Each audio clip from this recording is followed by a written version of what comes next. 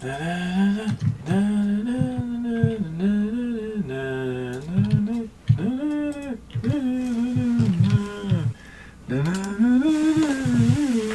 don't know if the title will be relevant, but if we get any more weird Mega Man references, I suppose it could be Captain N. The only thing that comes to mind, well, two things come to mind when I hear the word bummer. One of them is Chip's Challenge. Mm. The other... Captain N is what comes in mind for me. Mega bummer, Dad, bro. The Alucard from that show, skateboarding kid zombie acting like a complete weirdo. Alrighty. Did the people who made Captain N actually know anything about video games? Well, I think it was really only the original Mega Man at that point, and then Mega Man 2 came out, so it wasn't exactly like a lot to draw on. But no, not really. I mean, before that point, it was just Atari, so a lot of that stuff was new. Alrighty. Wait for Parsec to open so I can get you in here.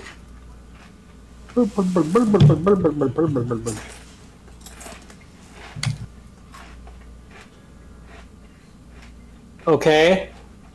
Mm.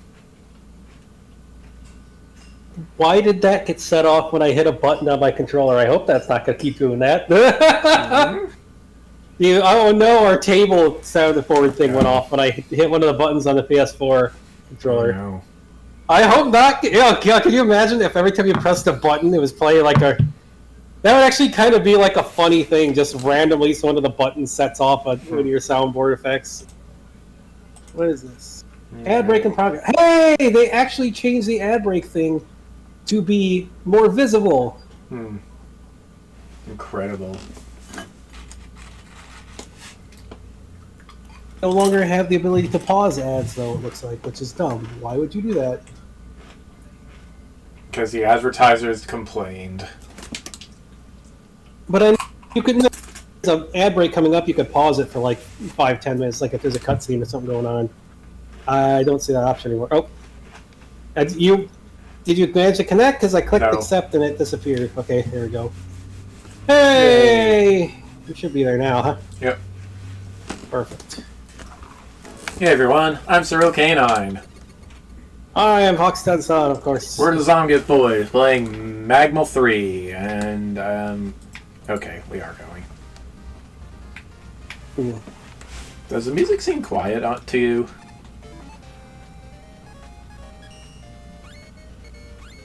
A little bit. That's a bit better.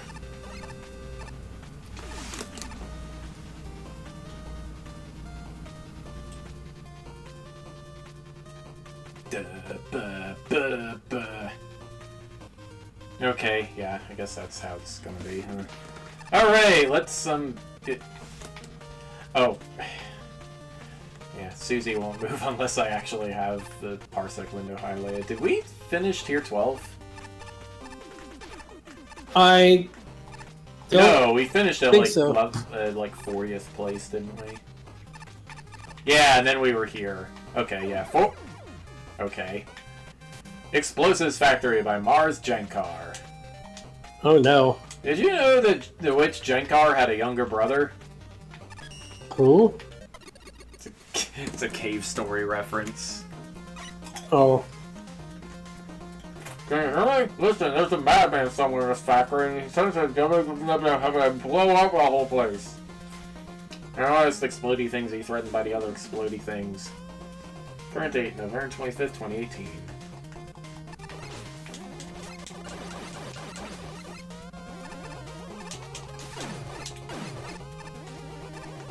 Oh no!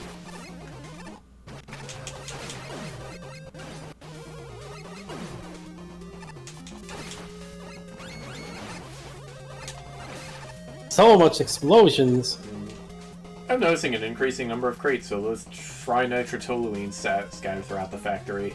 This makes me nervous. I mean, TNT is a fairly stable explosive. It won't explode from shock like nitroglycerin or dynamite. So it doesn't seem like a good idea to have so much of it out in the open. Uh-oh.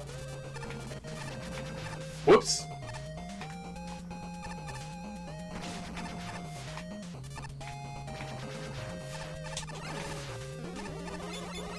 I haven't seen any things yet.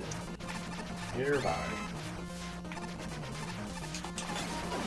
Aha. Oh! Uh-huh. Today, the union reps went around marking our security traps with warning signs. Something about OSHA regulations is that's going to satisfy them. I was just probably less concerned about the lack of signage and more about the fact that they're death traps.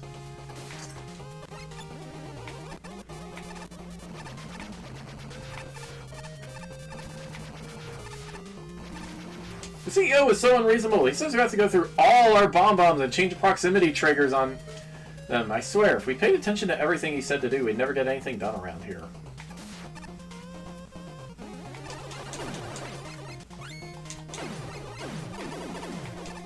Oh no.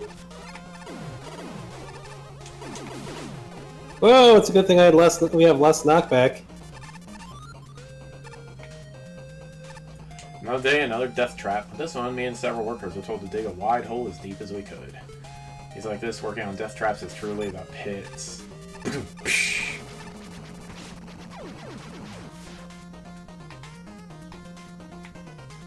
My turn. That's kind of a hard jump. Whoa! Whoops. Your turn.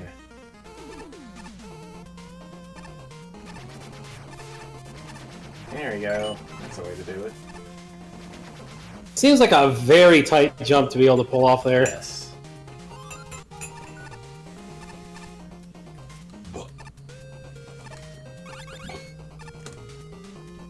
Ah, you found my dev room. Good job. So yeah, I'm the one who created the stage. This is my first time creating any platforming stage, with the exception of one that I created for VVVVVV long ago.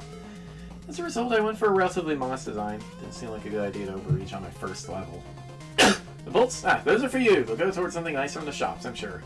I'm sure to play the other stages in this contest. There's some really good ones out there. If you're having a blast at these contest stages, though preferably not a blast in the face. Cartridge tilter. The cartridge tilter. RC is dead.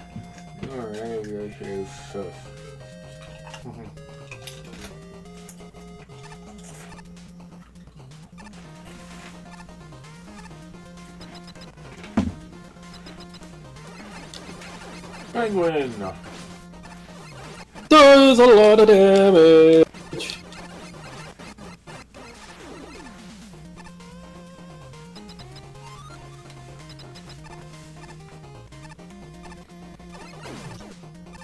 Not bad for a guy's first level to make it into the top 40. Yeah. Today I'm working on conveyor maintenance and cleaning. Of course they never shut these things off so we can get them cleaned safely. Fortunately, I went to this, they gave our manager and safety officer a good belting. OSHA man! Ah, yeah, I got Baba! Wow, thank you, lag! Well, that was weird. I got a spot of lag after I got hit there. Never horrible! Oh. Help, help, help. Okay.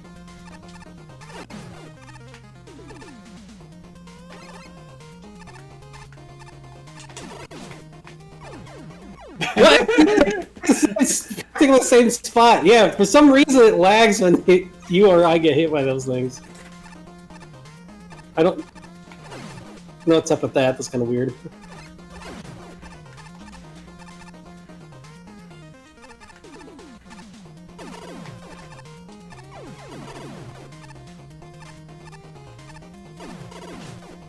Oh, what? Quiet. What? What just happened? I don't know. It was like I... Maybe the conveyor belt needs a wet floor.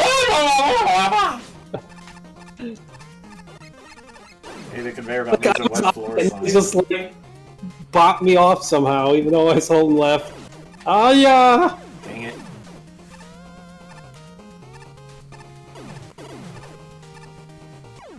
What is that? Every time I get to the end of these, the jump doesn't jump. What?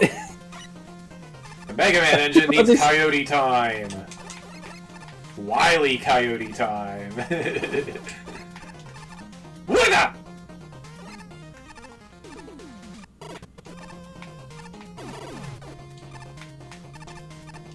Hey, I actually made it to a thing. Ow. What platform? I'm just gonna use the magnet beam for that because that seems a little weird. Like, did it push you off too? Like when you landed on it, you just got like kind up. of. It's like little. It's almost like a little zip going on when you hit it. It's weird. Video games, they're fun. Hard jump, but it's just like Whoops. getting zipped off the edge. Very weird.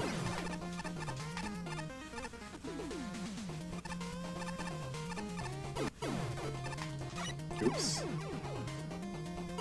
Ride the doggo.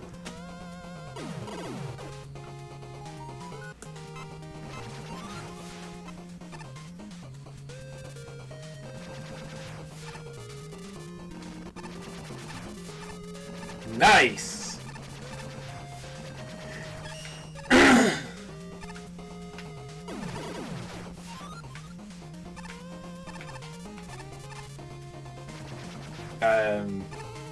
Okay.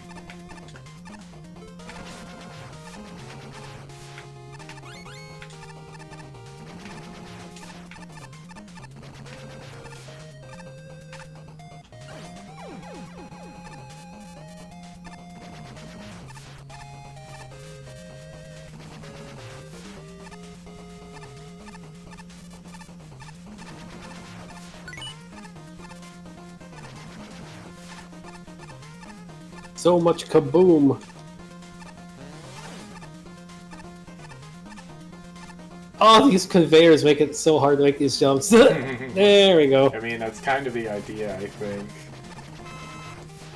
This is getting to be too much. It can't pay me enough to get get me to risk life and limb on a regular basis like this. Start a new job in 1 week. Turn in my resignation in. Nothing disastrous happens before I'm...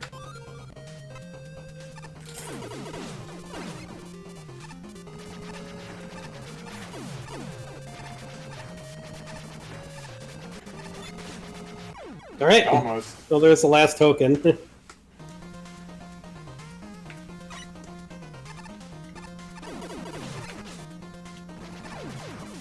Yeesh.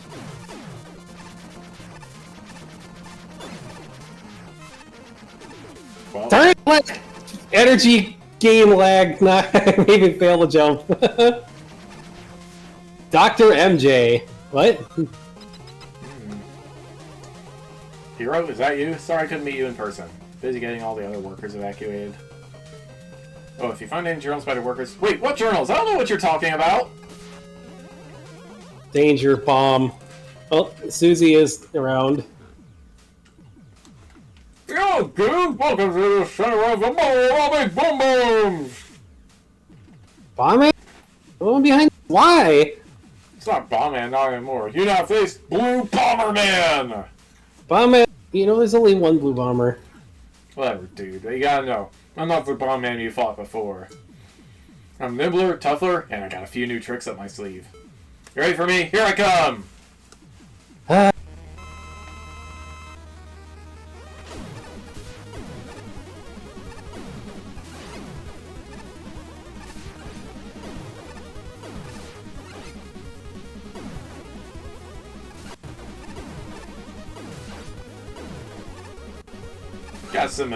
Got some pretty subtle animation there. I like it.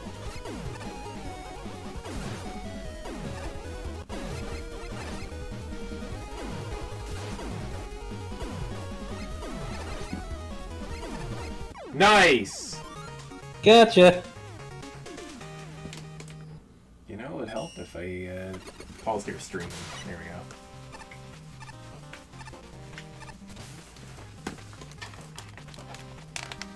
Shinryu didn't like this level, but everyone else did. For a level that relies so heavily on overused gimmicks, this was remarkably fun. Explosives Factory makes excellent use of count bombs and conveyor belts alike, taking two common concepts and making some really fun scenarios. I need water. Alrighty. Explosives Factory makes the killer bullets and bombs make excellent seasoning for those concepts, combining really well with the level design. Top it off with a lot of charm, and we have the recipe for a lovely level.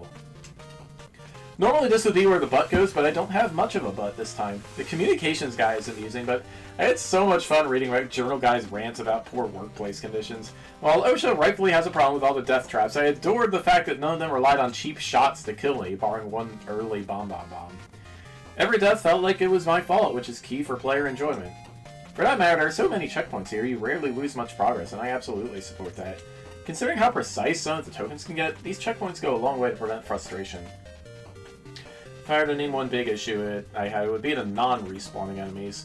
Neither the Walking Bomb nor the Red Penguins show up enough, the latter especially, considering the Emperor Penguin mid-boss.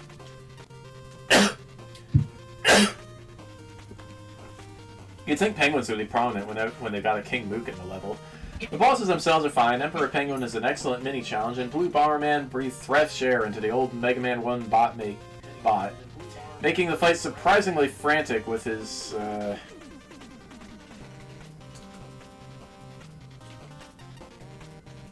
new mid-air toss and the odd triple bomb. So I had to deny a spam message that Twitch caught before they posted it. Just overall, this was a fun experience. I couldn't tell it top of the line, as without the charming dialogue, it absolutely suffers from relying on overused gimmicks. But much like how Rock Force's Deathman made an alienating concept fun, if still alienating, I'd say this did the best it could with the ideas it started with. Can't help but get the impression you were inspired by Combustman's level from the previous contest. Not just because he uses the same music, but the way it plays out reminds me of it quite a bit as well. Whether the similarities are intended or not, I found this stage lacking for roughly the same reason that Combustman fell short. It plays things overly safe and doesn't do much with its gimmicks. Count bombs, and by extension conveyor belts, aren't exactly the most exciting hazard on their own, so having them laid out in mostly basic configurations just ends up hurting the stage. There are a few exceptions to this, such as the segments leading to tokens, and everything including and past the key room was a step up compared to what came before it. Unfortunately, by the time the level is actually doing more interesting things with its gimmicks, it's already starting to end. I ain't doing it. Hey, puppy. The other, but definitely most notable parts of the level would be the mini-boss and end-boss. King Pen, while he has a fun design, goes down incredibly quick and isn't much of a threat on his own. As for Blue Bomberman, while I appreciate the small tweaks to make his fight feel a bit different, I don't think it was enough to fully distinguish him. Maybe it would be if he used that desperation attack where he throws 3 bombs at the same time more often, but he only seemed to do it once throughout the entire fight. Feels like a wasted opportunity that could have made the boss fight more interesting, which serves as a bit of a disappointing ending to a mostly lukewarm stage. Firebomb! Combustman as a stage music is a bit peculiar. Certainly a weird choice, homage, whatever may be the case here. In hindsight, it's probably just free Mega Man style music to use that I'm not aware of.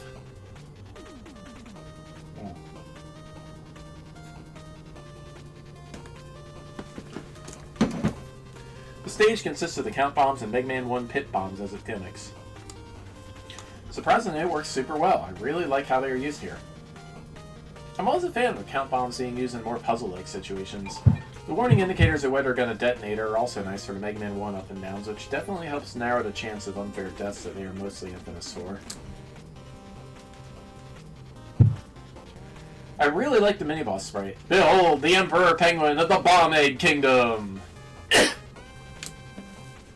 That's a great way to make the penguin enemies look less out of place in a setting like this. The generous checkpoint placements are really appreciated here. Well placed for the token runes, so the player is expected to die at least a few times. Bombman has an upgrade, but he's still fairly easy, largely fighting the same with only a slight occasion of doing an attack where he throws 3 bombs at once, which is easy to react to. Maybe with throwing more bombs or throw in general, then it'd have been a more impactful difficulty increase.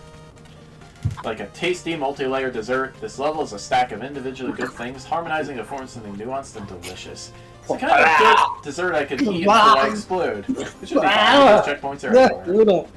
Luna, what are you doing, puppy? Trying to lick in my, like, around my mouth.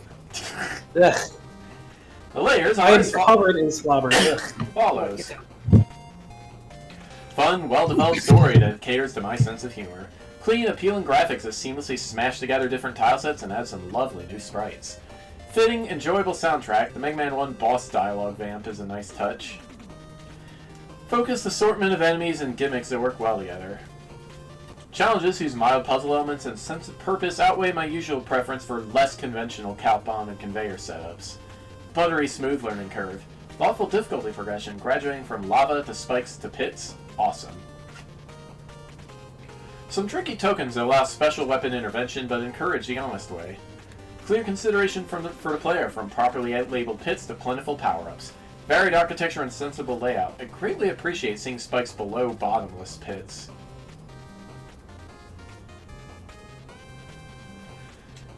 Fair and thematically appropriate boss fight. Perfect length and pacing. Flawless construction.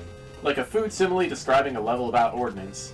I recognize but don't really mind that the experience is not perfectly harmonious. When given an option, the lower path is always too tame. Shoot this grenade, will ya? Emperor Pepe is a pushover. More health and slowly advancing toward the player would be fantastic. Rush wrecks whole sections. Bad dog. The final stretch could be a smidge spicier. The dialogue on the last two screens falls a bit flat for me, so bummer to sit through the boss dialogue again on a rematch. Speedrun tactics reveal this level's weak points, but they don't take away from the planning, execution, humor, and polish that make it a blast. There can be a tendency for level designers to keep going past the point of fun, but instead make a long, sprawling stage. This level is not one of them, and ends when the player expects it to. However, the Bomb Man fight was so underwhelming. Even with the few new attacks, he just doesn't live up to his self-imposed promise. Was that the point? Was that the joke? Because it didn't land. This was worse than nothing being there. In fact, throughout the stage, the dialogue only detracted from the experience, as it completely broke any sort of flow the level had. Only use dialogue when the level requires it. This isn't up to the same level as Candy Panic and MaGMML3, promising an original fight only for Metal Man to turn up in a sweet-themed stage. But it also doesn't learn from that stage's mistakes either. The first half of the stage does not provide much challenge or interest, with the count bombs used at their bare minimum. Enemy placement was fairly messy and hardly noticeable, barring one bomb fatally blindsiding the player. Overall, very forgettable. Things improve in the second half with several well-thought-out count bomb challenges. Although I'm not convinced that conveyor belts add much to the level, particularly in the final room. Checkpoints in this half were particularly well placed, both before and after slow rooms. It's not always about the physical length between checkpoints, as it is the time it takes to get between them. And this shows that even 2 rooms can be a long enough period. Good stuff.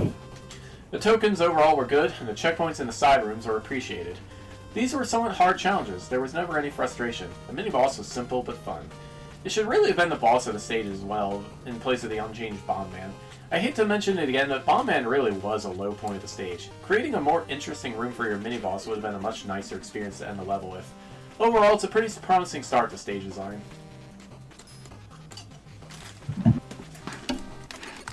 What? Okay. Now we're going back in for some reason. How do we know what's a good level? Everything is senseless because there's no consensus. I need water.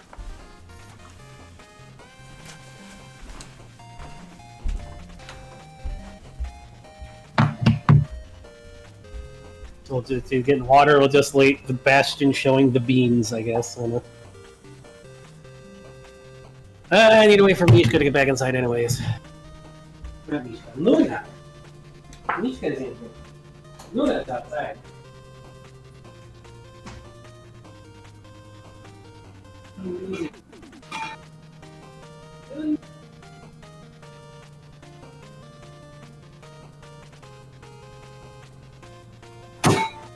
I wanted to get back in before it starts. The tropical rain starts again. We did. We barely got any rain from the storm bandit moving through earlier. We need some rain though. I don't want her getting so.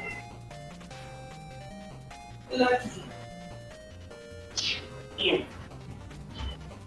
My homegrown pineapple. You rubbing on my pineapple? Yeah.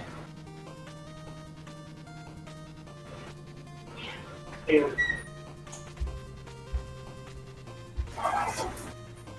Them kids. Right. Little.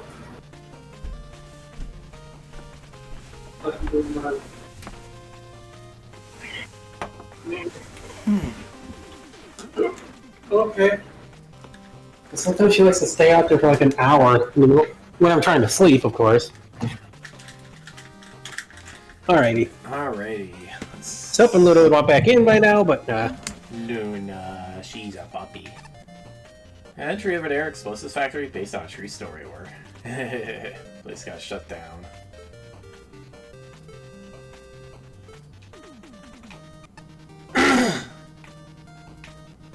Western Railway by Spade Magnes. lots of tokens. Wait, didn't Spade Magnes already submit a stage? Oh. Greetings, people who check left at the start of the stage. This stage is the second one I built for this contest. The first one was scrapped. However, I did finish the boss of the scrap stage, so I decided to include it as a bonus. It's Magnet Man. Oop. It's Magnet Man, but different.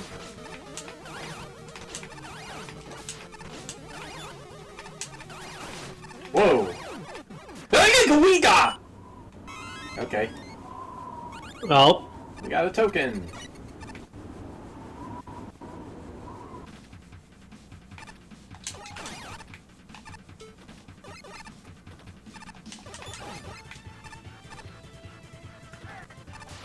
Sunset Riders. Oh wait, no, this is Turtles. Yep, Turtles in Time. Oh no, the game crashed!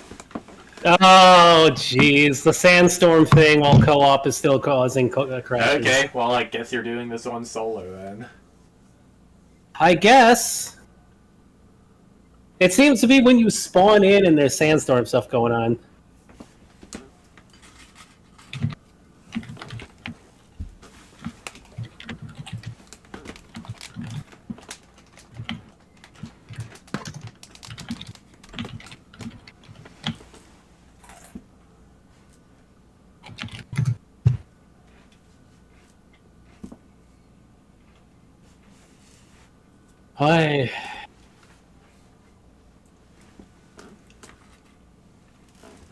I would have figured they fixed that. I thought we reported that. It's the same error as before.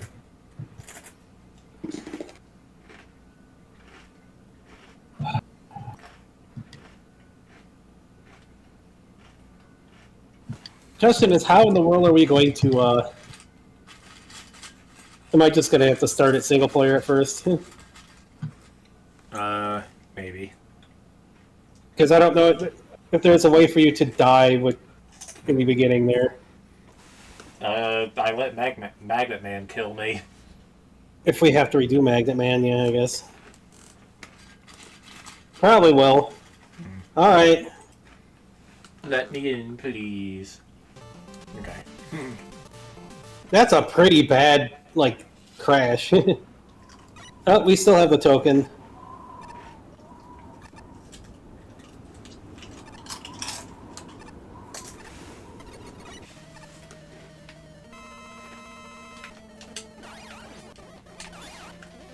Oh, I can't jump off the ledge. Okay.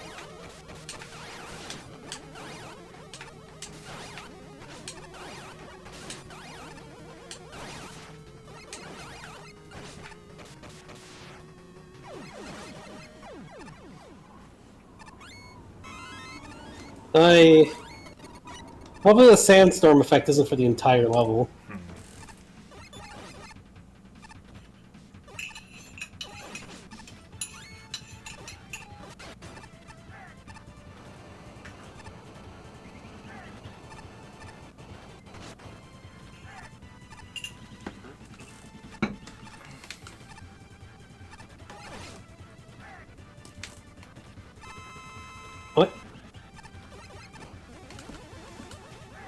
Oh, Ice?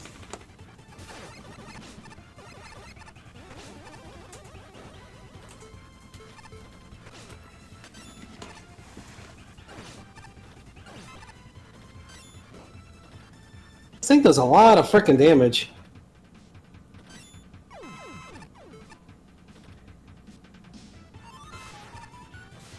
Oh, we're inside the train now. It looks like we...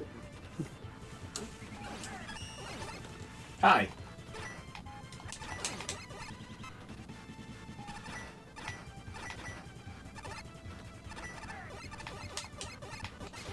What? Oh, we need to get the Met to hit it, or something. The Met to hit it? Okay. That's gonna be kind of weird. Mm-hmm.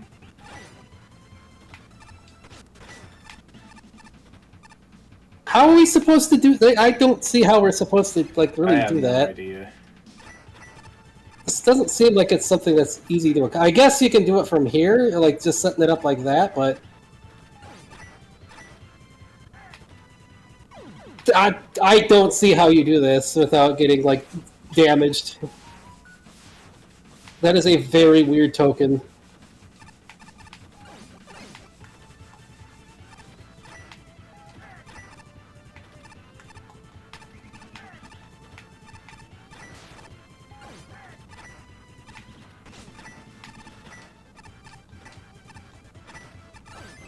Oh, I guess you follow it.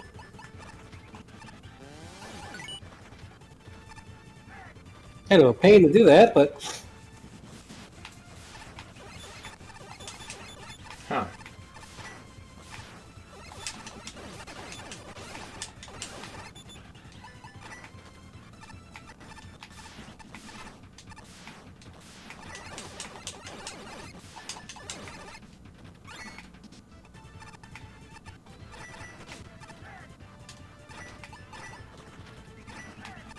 Oh.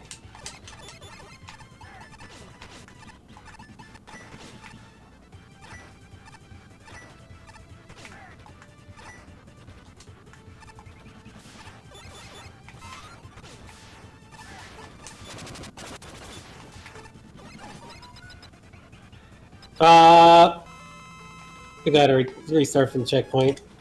I didn't even notice there was a thing there. There we go.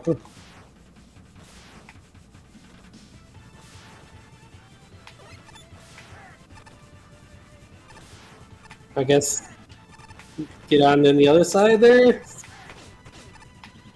Oh, yeah. Oh, this is annoying to avoid. Oh, I almost got spiked, but yeah, that works.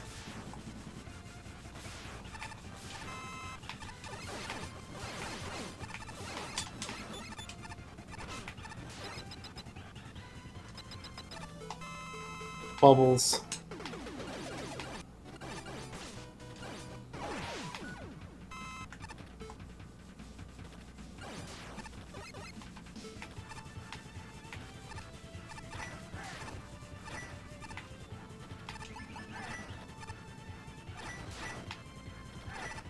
Oh, I see. Oops. Eh. Wait, no, I don't see. There we go. Yeah.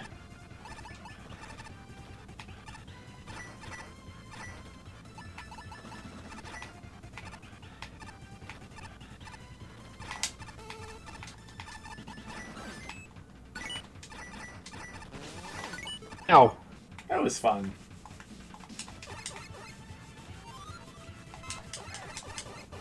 Uh-oh. Here, let me die as I got no health. There you go.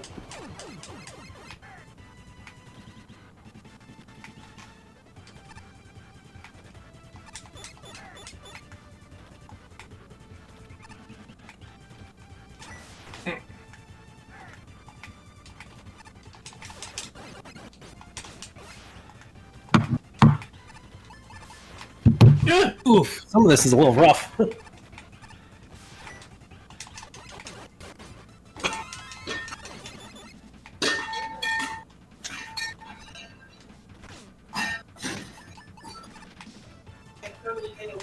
outside, Missy.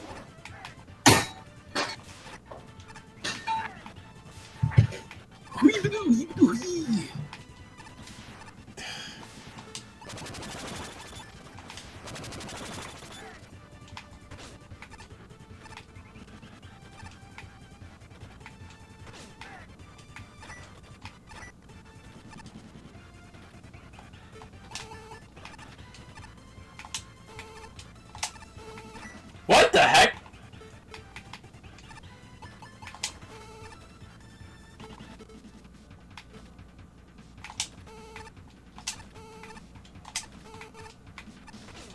Ugh.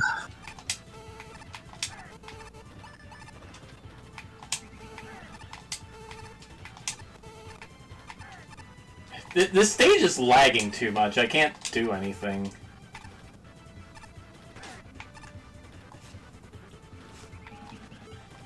And I'm gonna die.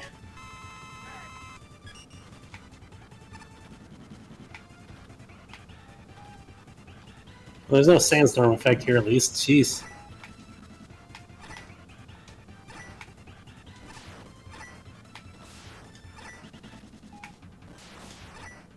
People really love these Blade Man platforms, don't they?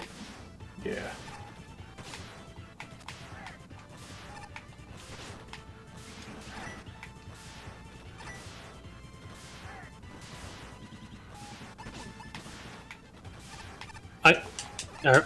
Are we supposed to bring that over there?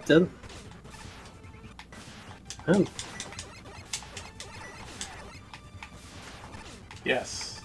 Like so. Oh, I mean the Blade Man platform. Yeah, I wasn't sure about the. Whoa! The heck?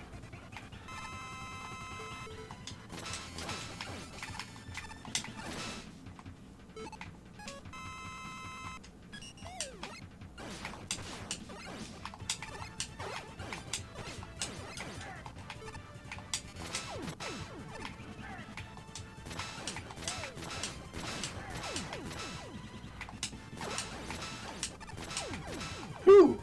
Quite a long stage. Sheesh.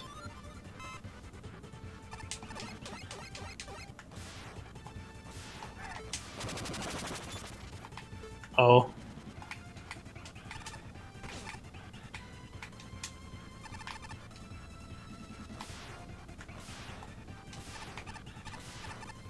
Put the token at the highest point of this train station. You may take it if you can withstand my wind.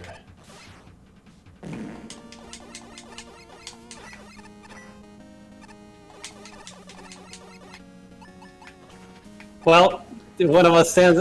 Oh, this is gonna be a pain. Oh, darn it! This is going to.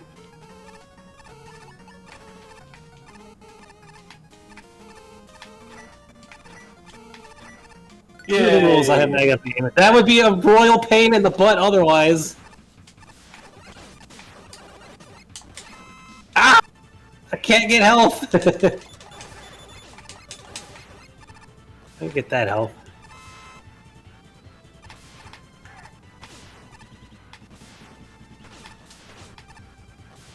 Oh. Oh, this is a very frustrating stage.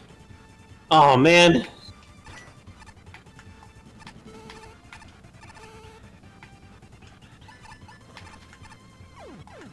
Oh, this...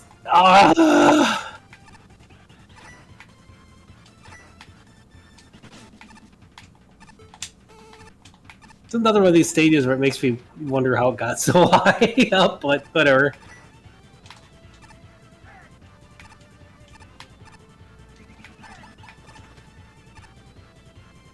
Gonna say, do people actually like Blade Man platforms? Well, they must if they keep making levels with them.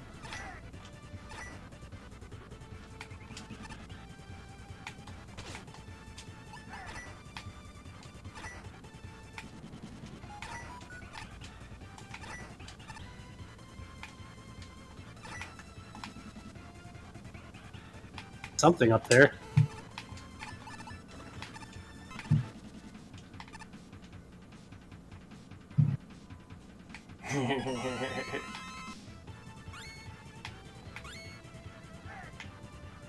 Fun fact 1, this level has a fun facts room. Fun fact 2, the first version of the Bullet Absorber was able to soft-lock player during Break Dash and erase Rush out of existence. Fun fact 3, blue question mark cannons and bullet streams aren't actually new custom objects. They're existing enemies and gimmicks with their creation code changed. Also, bullet streams and their spawners are different objects that I had to line in a room editor. Note to self, never do this again. Fun fact 4, some bosses in the stage are based on existing Mega Man bosses from other Mega Man series. Can you name them? Fun fact 5, the room after third mini-boss has more minor adjustments than any other room in this stage. Adjustments include increasing length of the platform, moving bullet streams, making platform uneven, calibrating speed of bullet absorbers, changing health of Colton back and forth, adding and removing reflect block, etc. Fun fact 6, when I started making this stage, C-Soft platforms were very broken. After 3 dev kit updates was I able to properly playtest my level. Special thanks to May, CW01P, Ratty, Sarisa, and Lollipop1136 for Discord something.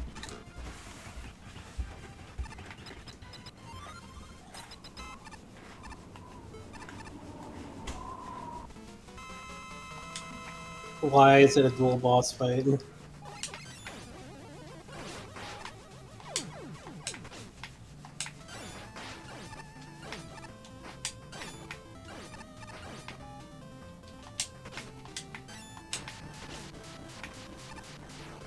Get out of here.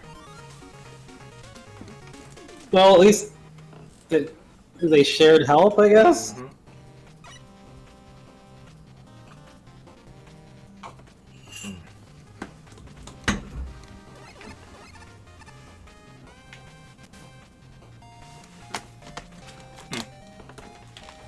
The fun factor is new.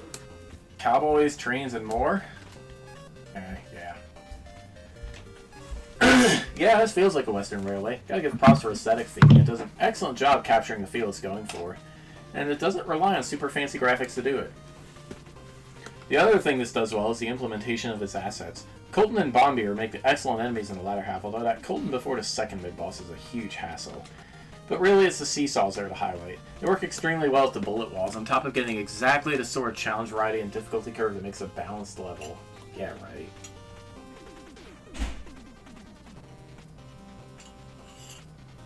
On a less impressive note, the Sandstorm is used well, but it seems to have vanished entirely just around the halfway point, leaving it a touch underused. And the Met trains are usually good, but when we have infinitely respawning trains with a puzzle, it can become a hassle. Quick tip, they don't automatically face you. The other thing this level has is boss fights. So many boss fights. The PP is a fun first mini-boss, and considering its airtime, I appreciate how much damage it takes. The Tomahawk Met was a satisfying fight, although Tomahawk Man's stage theme doesn't fit a boss fight. The Train Bros are a simple yet effective opponent, and their strict pattern avoids any color coding issues. The team-up of Tomahawk Man and Charge Man is a wonderful climax with just the right amount of variety and challenge. Finally, Magnet Missile Man was an entertaining extra boss, and I see it as Star Force inspiration.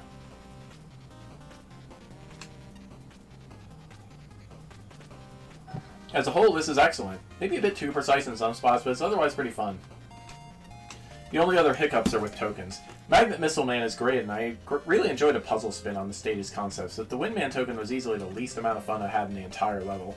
It had very little to do with the stage itself, and stringing it all together felt royally awkward. If only one thing were changed, I'd advise taking this out. The rest of the level is great though, and I imagine it'll place high regardless.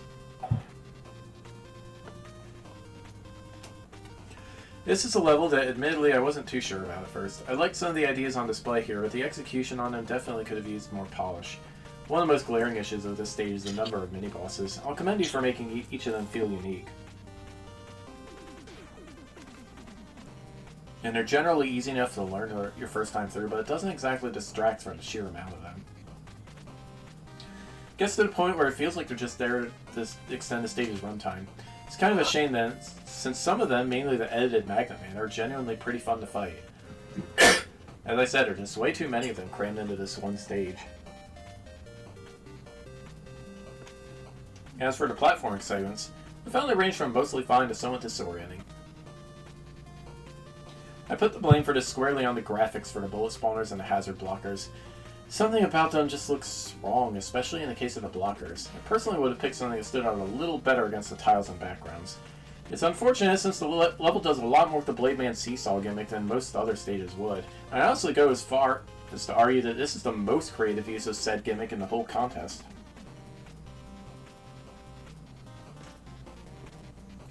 It's just that some of the sections involving them can be a bit frustrating given how often you can get knocked off them. Coupled with the very short reset times on most of the seesaws as well.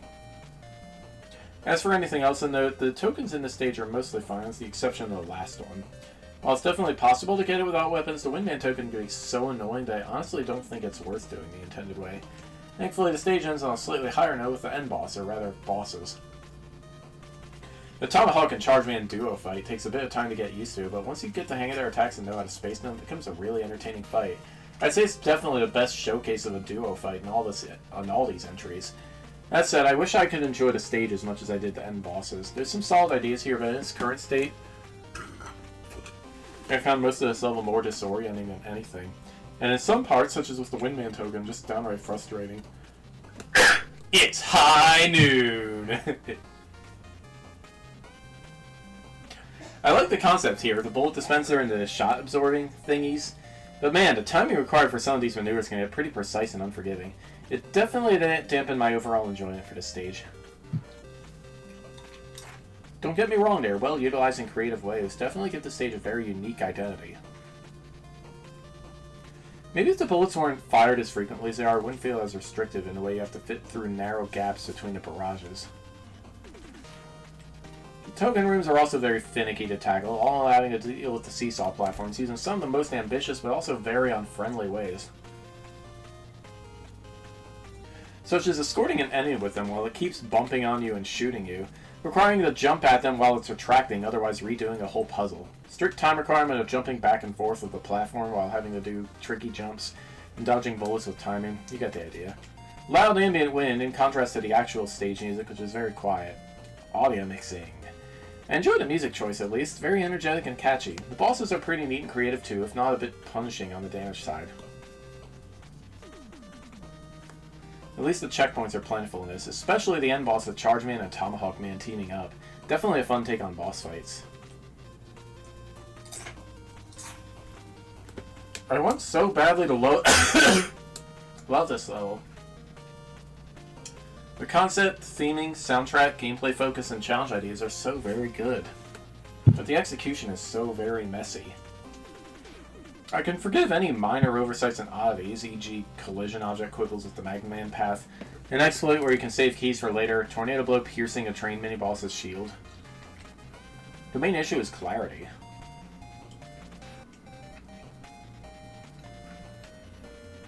Put more space between new gimmicks so that players have a chance to understand each one individually before proceeding. Introduce Colton before using its bullets as a hazard. Show players how to destroy a question mark container sooner. Use simpler background graphics whenever players need to pay full attention to a complex challenge. Streamline the architecture so that players more naturally go where you want them to. In retrospect, this level is full of terrifically clever challenges that make excellent use of the assets of hand, especially in the token puzzles and bullet barrier challenges. But the interior areas are so cluttered and the horizontal seesaw section is so complicated and lengthy that it's seldom clear without extensive trial and error what you're supposed to do or if what you're doing is actually working. It doesn't help that the later challenges are so precise that special weapons, which rob the challenges of their characters, seem like the only feasible solution. And it's a shame because the other aspects of this level are fantastic. Innovative and well-executed mini-boss fights shake up the gameplay at all the right times. Pacing overall is just right with appropriate checkpoints. The tile work, independent of other clutter, is beautiful. The howling wind is used to good effect, and I love the jumping onto a moving train shtick. This level got derailed on its way to greatness. Well, it needs to get back on track with some editing. This is a really solid, creative level overall. From the very start, the level is very atmospheric, and the significant focus on Western elements really bring it all together incredibly well. The addition of areas without music feels very artistic, and having it before the end boss really builds tension. I really like the bullet barrier gimmick. This interacts with the player, enemies, and other gimmicks in the stage. Mega Man games don't always have gimmicks interact with each other, but this felt particularly natural. It also kept getting used in new ways while rarely repeating ideas. The bullet streams were a good on-theme replacement for instant death spikes and allowed you to pull off some clever segments. One complaint I do have with this gimmick, I do wish the actual graphics for them were easier to parse, as it's really too easy to lose track of what's going on given their size. They look more like a stage detail rather than an asset that's worth paying attention to.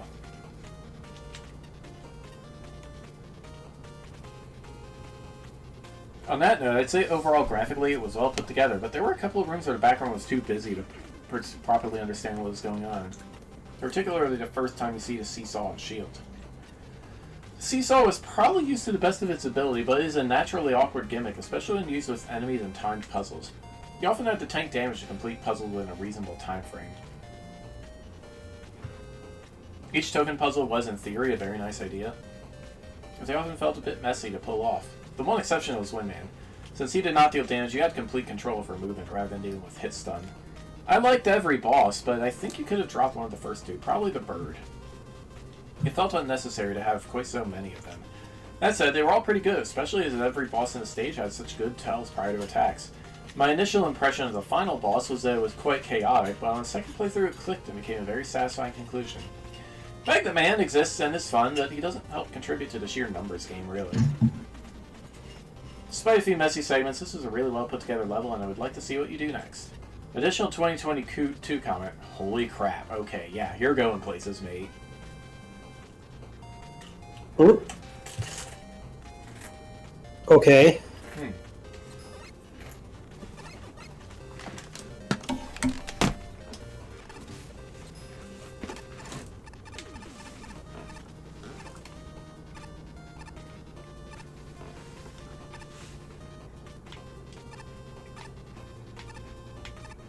Secluded Terminal by Quantix. Alright. 3 tokens.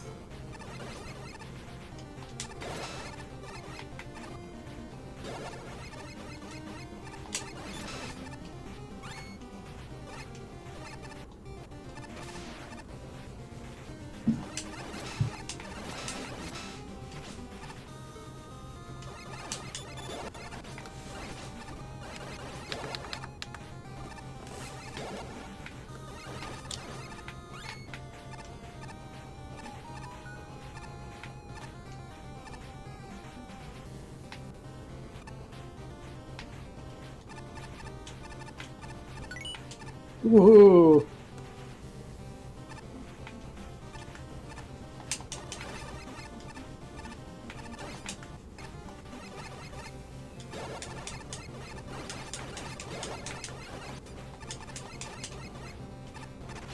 Ouch.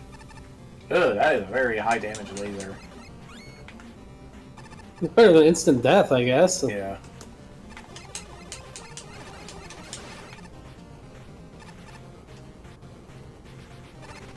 Ah! I just fell right into that. Uigarba!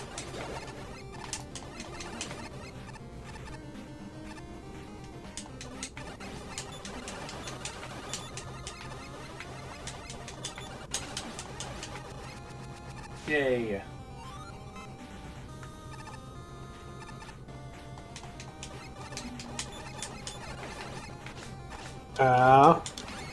These animated rolling thingies remind me of the music box.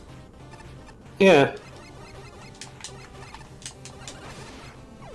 Whoa! That did a lot more damage than I thought it was. Sheesh.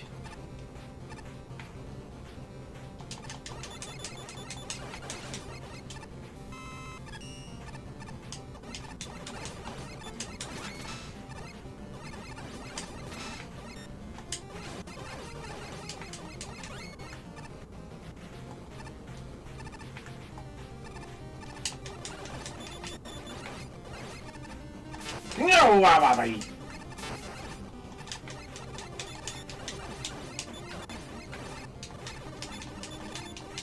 What?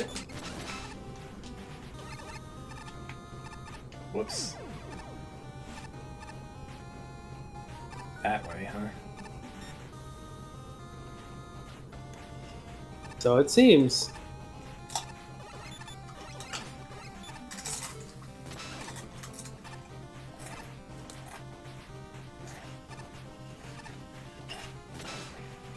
Yeah, health.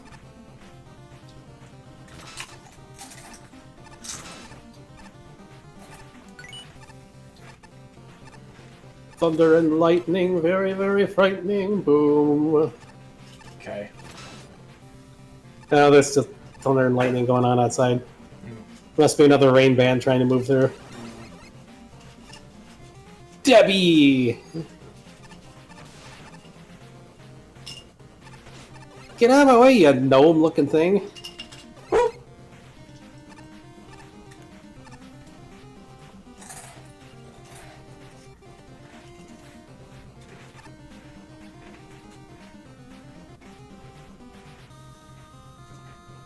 Why are you spinning now?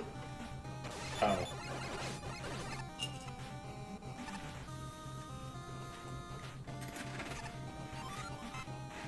This isn't bad.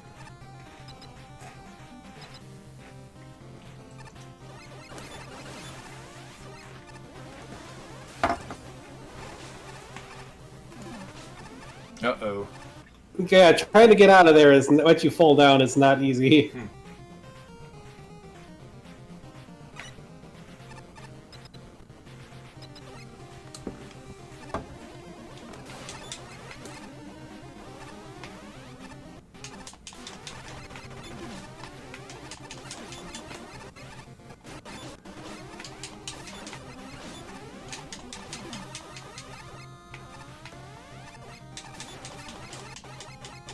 Oh, this thing is such a pain to fight on these.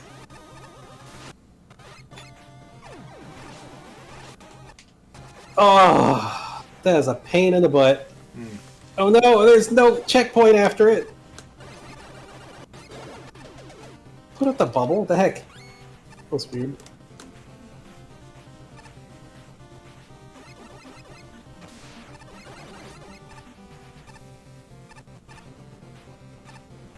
Definitely would have been nice to have a checkpoint after that, especially when we have, like, death stuff ahead of here.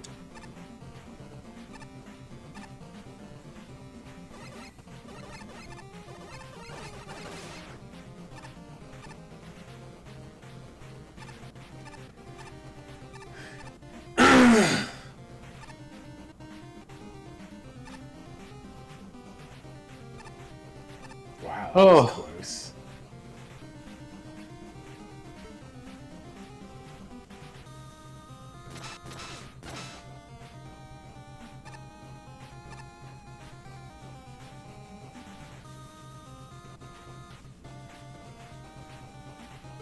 Oh, jeez. Well, You did the thing. checkpoint at least. Going down. Oh, okay. Elevator segment. Ow! Almost. Yay! Unavoidable, pretty much. You just messed up the timing.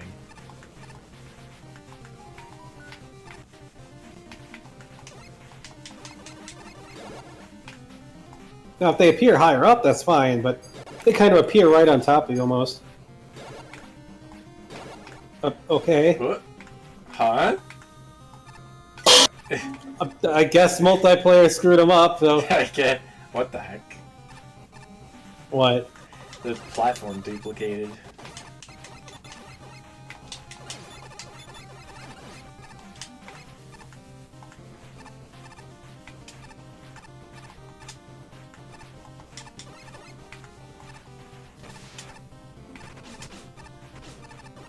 What?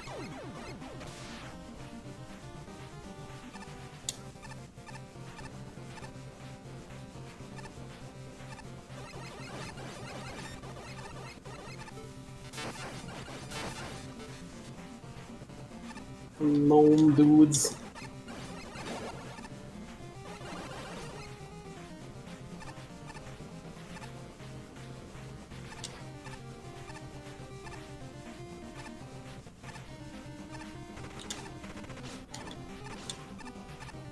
Yeah, this is some... It's hard to avoid damage in this level.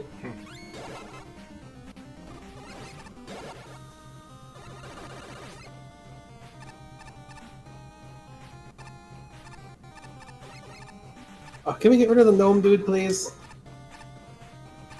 Quit chasing me. Thank you. Yeah, oh! Is there a checkpoint? No? Oh, okay. No boss, I guess.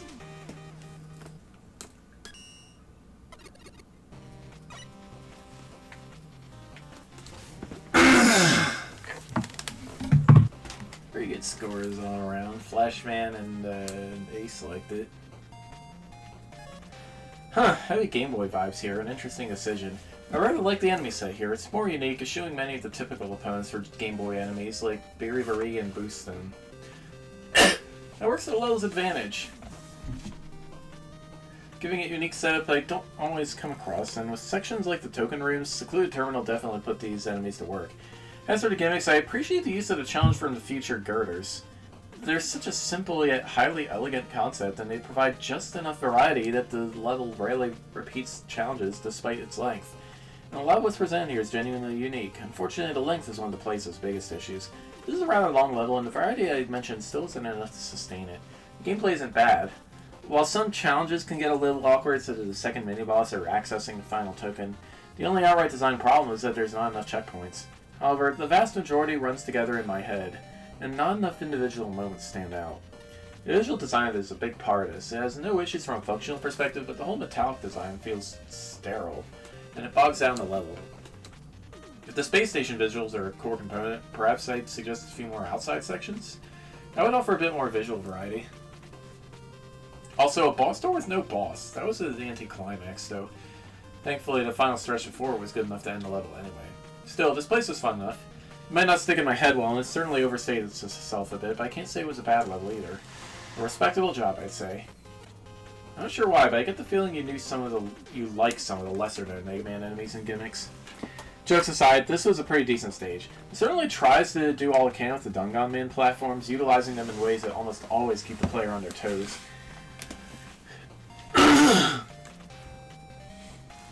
The enemy placement also complements the platform sections really well,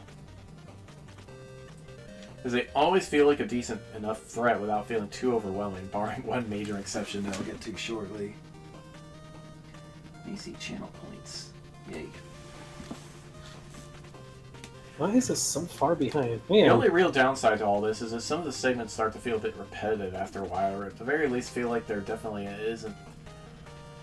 Feel like they're covering the same challenge with a few differences. Well, this definitely isn't the case for every part of the stage. But still getting a bit worn out by how similar a lot of the segments felt after a while, specifically toward the end of the level.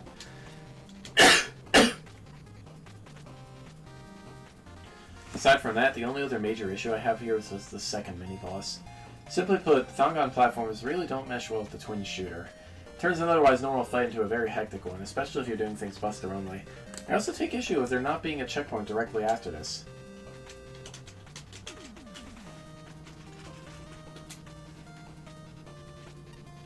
While there is one a few rooms away, it's still possible to mess up and die before that, thus forcing you to redo the twin shooter battle again. Beyond these issues, however, I don't really have any other complaints with this level. It's a really decent and somewhat repetitive experience. Secluded echo chamber of loud music! Was it? What? Not really. Not really. Pretty average use as far as scrolling vertical platform gimmick goes. It's not bad, but something about the stage just didn't vibe with me. Maybe it's due to the enemy choices that are somewhat obnoxious to deal with. It seems the platforms are a bit wonky where they so near the edges, so my character just falls through unannounced. It's most noticeable during the final section.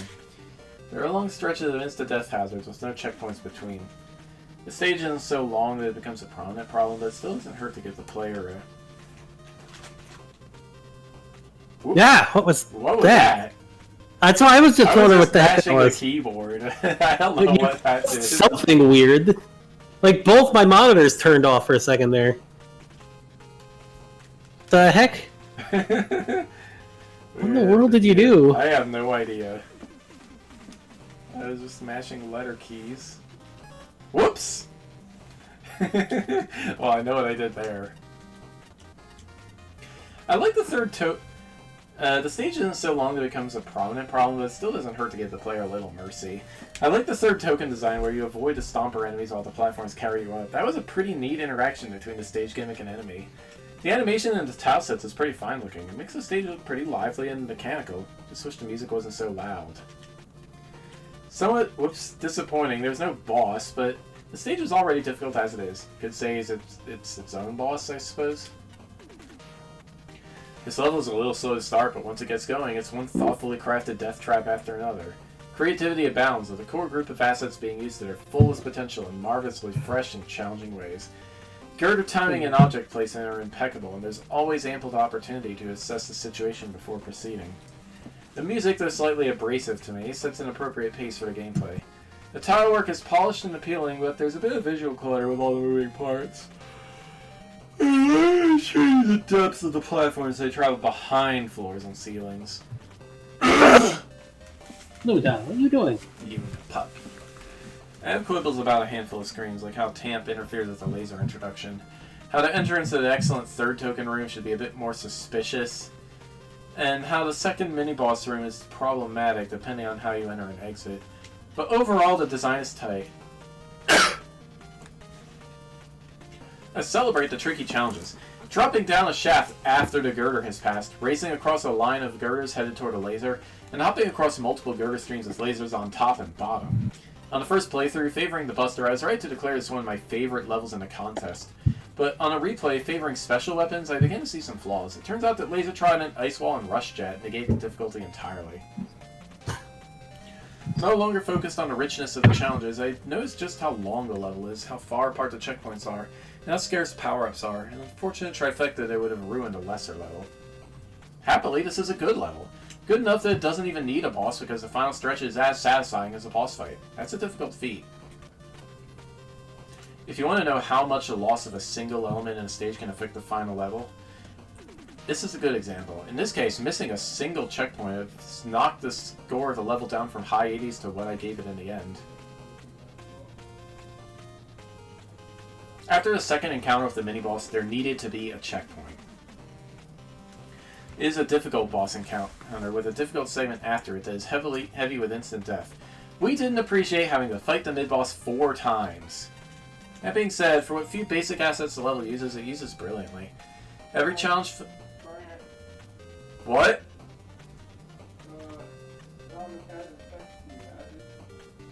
Not that I'm aware of. I can check my phone.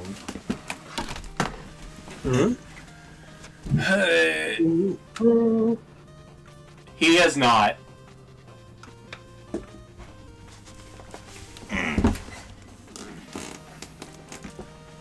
Comeback Kid is home alone this weekend and we gotta keep an eye on him. Let's see. Every challenge felt new and unique, and you could tell the level was getting harder and more complicated as the level went on. I really appreciate how every moving platform had a background telling you how it worked. And I especially liked the room before his second checkpoint. And I could see the spikes on the right of the room before we faced the challenge. I actually did like the use of the mini-boss and felt that the second fight was really interesting. It felt like a natural culmination of the level's assets. The level did end fairly abruptly. I think using the idea you had for the heart token challenge as the climax of the level would have resulted in a more exciting end. It would have allowed you to try out your gimmicks in one final, interesting way.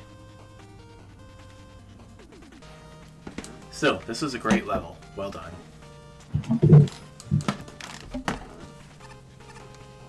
Onward. Here, Plant Man.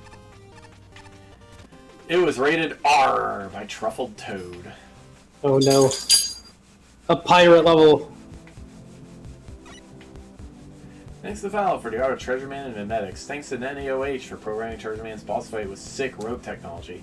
Thanks to Boo Ripley for being a good tester and friend, as well as for coming up with the original idea for Treasure Man.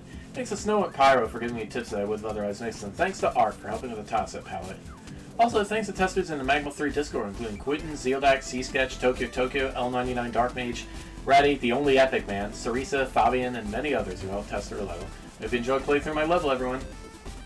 Stage theme, Pachelbel's Pirate Ship by Coolor. Boss theme, Compose Number 2 by 40 Nicks. Shoutouts to Simple Flips.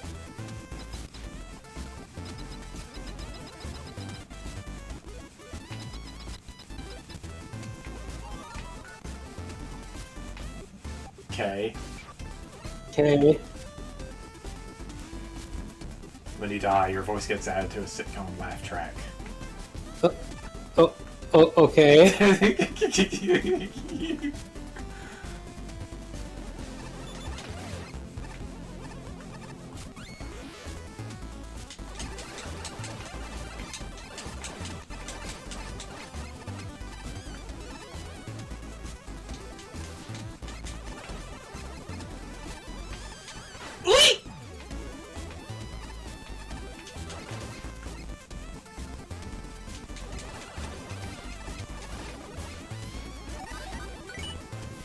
I was sus of that hook thing. It's probably waiting for you instead of me. Mer. Hello, Miss Mer. My kitty.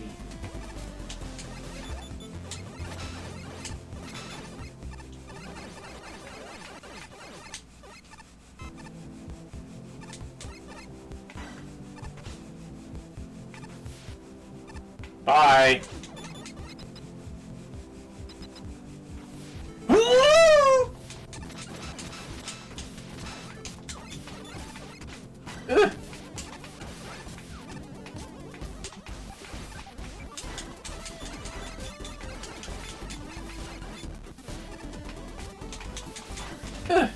Uh-oh.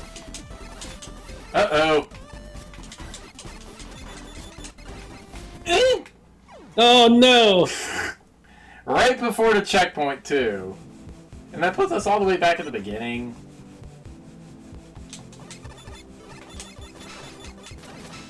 Apparently so. Jeez.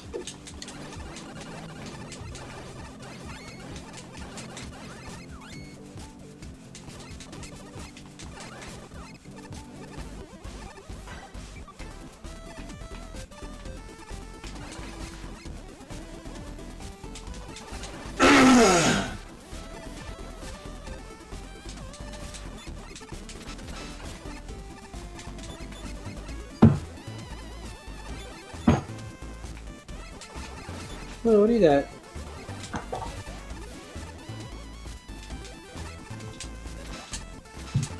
Oh, okay, it's a ball. You complete the ball. Just making sure you didn't grab a shoe again. Puppy, please.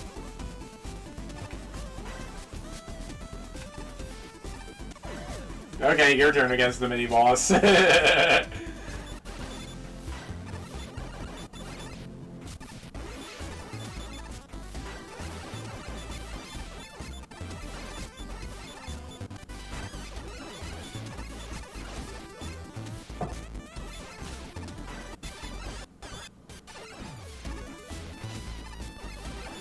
It's kind of hard to dodge.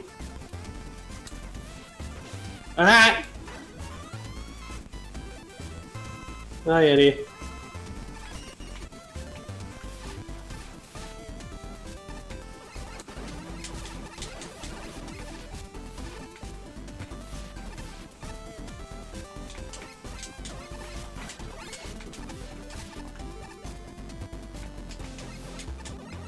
What? How did I end up over there?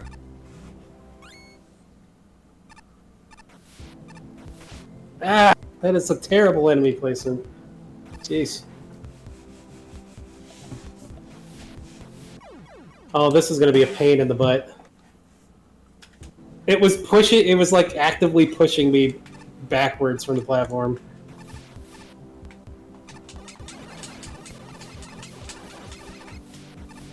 Whoops. Sweetie, let go.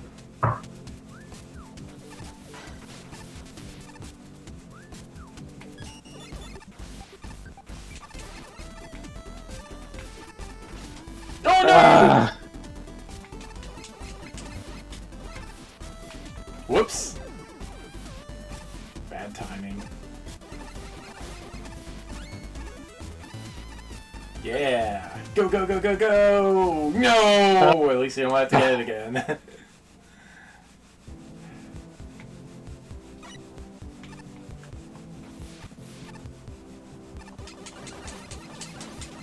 Still, wind platforms are a little glitchy. They were in other levels I had them too. That's not on the level creator.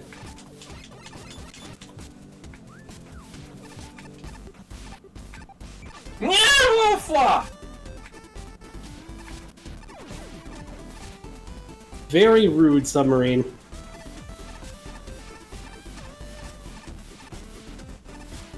Oh, it didn't zip me off this time. Good.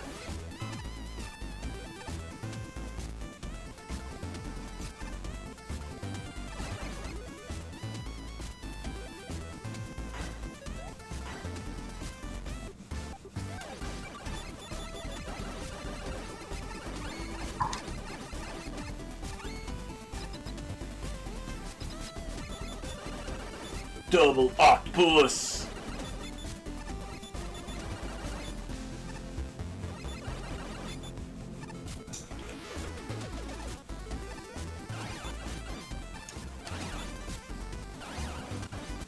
Yay!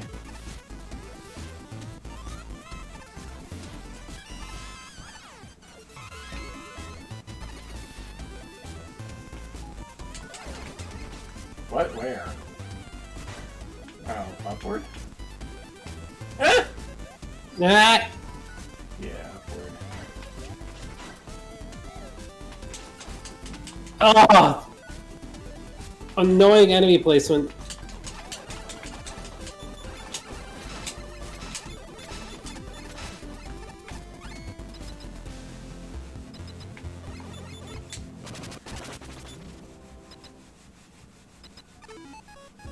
That bad placement. Now we have to do that. Oh.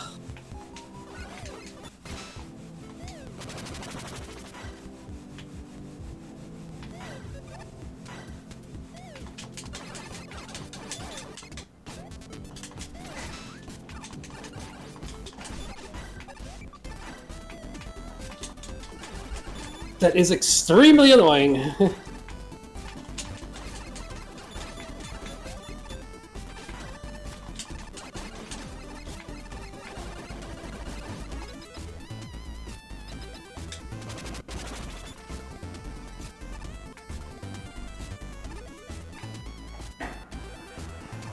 Yeah!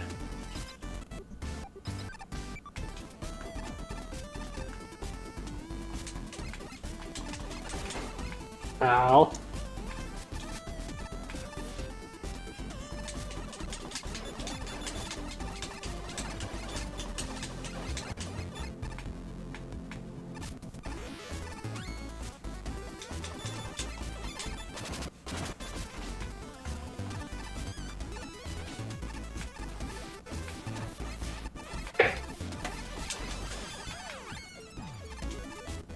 Nah.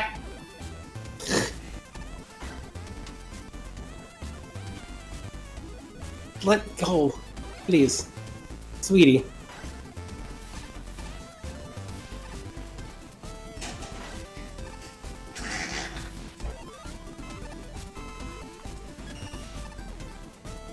What? Thanks, What? Eddie. No, thanks. Sorry, nothing, I guess.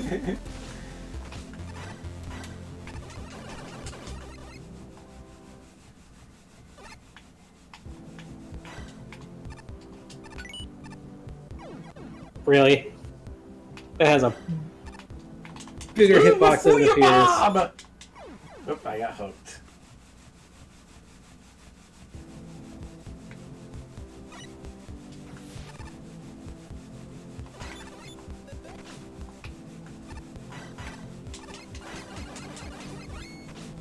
What? Hey, how did I get hit when it pulled me through the screen in a teleport? What? Shenanigans. I don't think that's supposed to happen. It's shenanigans. It's always. Reminds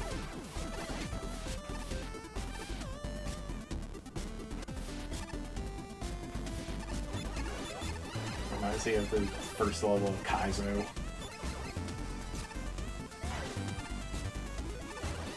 Ow, jeez, those hooks. That hook is really hard to avoid.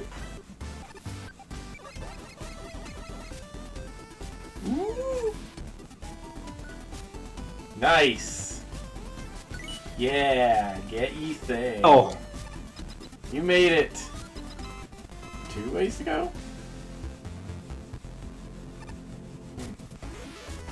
Hey, can you take out Treasure Man and get me out of here? I'm stuck down here for 3 days. Mwahaha. Good luck getting out of this trap, mega moron. You'll be staying here until you comply with my demands. And don't even try to grab the ladder. It's a trap, too. No lies. Until then, enjoy your eternity rusting where no one can hear you. Yes, if you're not Mega Man, I'm sorry, but I'm going to have to keep you down here until preparations are complete. Nothing personal, just business. Okay. Look at that guy.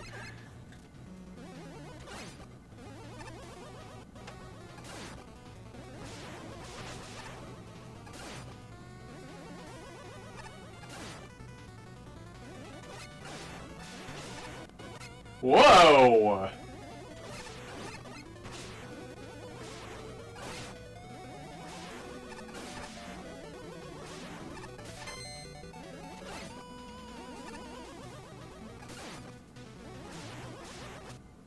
That Almost. is a very hard to avoid attack.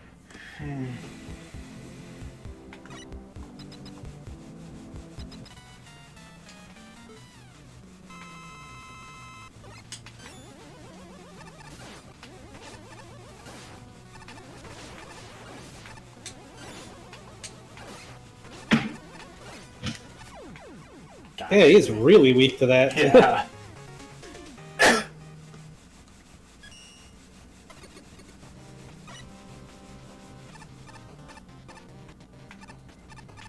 Alright, let's see what we got here.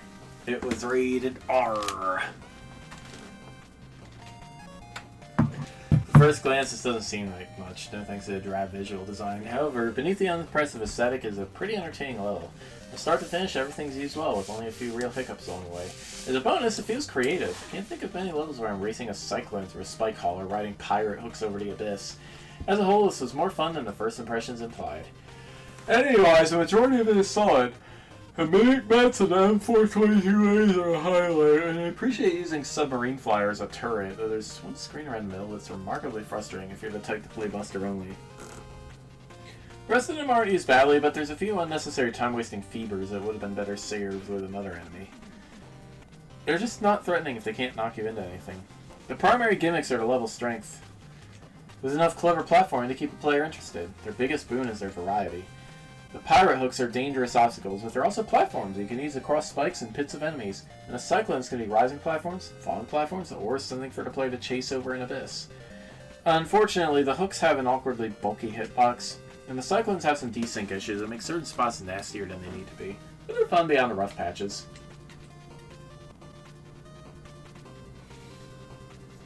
As for the bosses, Octoboss is a good mini-boss, and I'm glad he shows up. Curiously enough, I found the dual Octos easier than the Hook one. Not sure why, though. As for Treasure Man, I don't know if it was intentional, but the guy's surprisingly clever. His fight's fast and frantic, but if you read the room and keep your eyes open, he's completely fair. A rope attack in particular has a sneaky indicator that makes it a good deal easier to avoid, and I'm proud of myself for catching it. Suppose in that sense, Treasure Man's is a lot like his levels. Simple on the surface, definitely needs some polish, but more interesting than first impressions imply.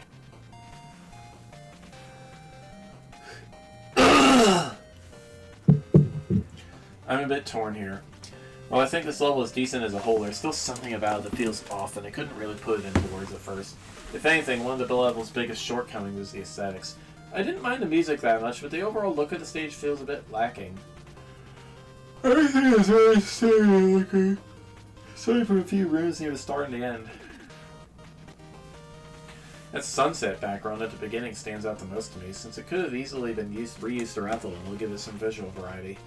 That aside, I don't have too many complaints about the rest of the stage, other than some minor difficulty fluctuations, such as the second mini-boss encounter being easier than the first.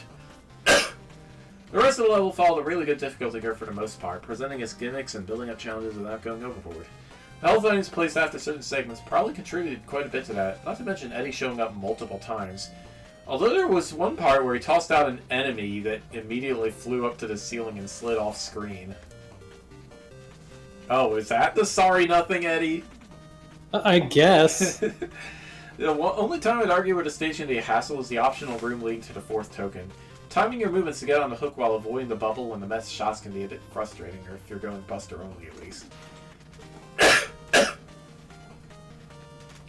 As for the boss, I kind of like Treasure Man's design in a novelty sort of way, though his actual fight is a bit on the easy side. His rope swing attack did throw me off at first until I realized you're supposed to hang out in the corners of the room to avoid it, although even then the occasional stray coin can still hit you. Overall, he serves as a decent end to the stage, but he... feelings I had about the rest of the level. It's not at all that bad. It does feel somewhat lacking. Here be our review. Not sure what the secret joke room is about. In fact, the level doesn't shy away from silly humor at times. I find it quite cute in that regard. Music is pretty jamming. I do like me some funky chip tunes, though it is a bit louder than most other sounds in the level and has an awkward loop. I really enjoy the assets being themed about ships and treasures, like the anchors that are shaped like a pirate's hook. The level treasure chest enemies are very adorable. Overall, a pretty straightforward level with some neat layouts formed by main stage gimmicks. The anchors are simple, but also interesting sideway pressers, obstacles. Combining with the bubble crabs, which can trap you in the path of the anchors, can make for some hectic but fun moments for sure. The one little nitpicky part about the crabs is how you can get trapped in their bubble even during invincibility frames. I also really like the use of the submarine enemies combined with the tornado obstacles. It challenges your timing and maneuvering to avoid their lob shots while trying to get on the tornadoes at the right moment. The tornadoes can be kind of wonky at times, sometimes warping Mega Man up and even getting stuck in his jumping state, but thankfully it usually doesn't hinder things too much. The boss is simple, but also a fun one. The only real complaint I have with it is that there isn't enough head start for the player to be prepared for swinging around the room in a rope attack. I like the little side gag put before his boss fight to establish a little more personality for Treasure Man. Yarr, avast the doubloons. Okay, I'll spare you the pirate lingo, but I'd still like to discuss the pirate code. P is for pacing. Beware of worthy credits and a prolonged build-up to the first challenge. Nurture the budding challenge arcs. For instance, make the second mini-boss harder than the first, keeping special weapon usage in mind. I for intentionality. If a comedic element is irrelevant to the theme, cut it. If players jump into the water on the first screen, they shouldn't end up on dry land. As path splits, make players choose, not guess. Avoid using buoy enemies as confusing wall decoration. R is for rewards. Ensure that thoughtfully structured item placement holds up under scrutiny. Checkpoints might be overkill if there's a large health refill, plus Eddie, who might drop a health refill. Plus a health refill anyhow if you die and respawn. Consider whether the tokens are way too easy to grab.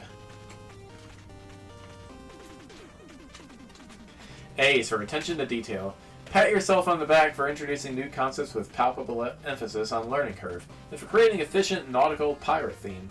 Hooks and treasure chests are especially fun, though parrots or actual pirates are preferable as submarines.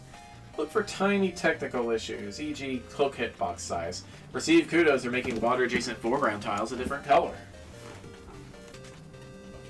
T is for tile work. Simple, somewhat repetitive Mega Man 1 style graphics are fine. What's less fine are missed animation opportunities, inconsistently labeled bottomless pits, spikes that stand out poorly, obvious gaps in background tiles, and the same repetitive background being used on almost every screen. Yes, right here. The forest seemingly requires special weapons to emerge unscathed, with some creative ideas and cool moments made up for it. The music is rough in some regards, but it's worth experiencing. Overall, this level is one I can enjoy despite the flaws. Oh wait, I missed one. This entire level has an aura of unfinished about it. From the graphics, low quality of the music, to the weirdly implemented hook gimmick. Hello, graphic out of Quint's Revenge.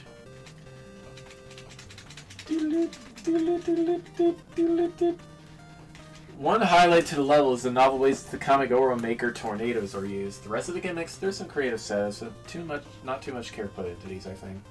I wasn't a fan of the Twin Octobos fight, nor the rooms where you had to slide underneath both the jellyfish enemy and Hook. Some of the unreachable enemies weren't exactly hindrance material, and the Phoebers, crabs from 5 Game Boy, seemed utterly pointless. There were also segments where if you failed a gimmick, you were forced to use weapons or suicide, which is always a no in my book. This could have been solved through having the Kamigoro tornadoes spawn off-screen when there were no more. Guess the challenge would have worked better had it been about getting off and onto the tornadoes rather than merely keeping up with them. Shredderman is alright. The rope effect is kind of interesting, although I kind of wish some care had been put into making it not look so out of place. He isn't the most attractive robot master out there, and the hook slice attack wasn't exactly effective. Finally, your Easter eggs are just odd. They didn't really add anything to the stage. They were not the best first impression to the level. Pity, a bit more care. This could have been pretty good.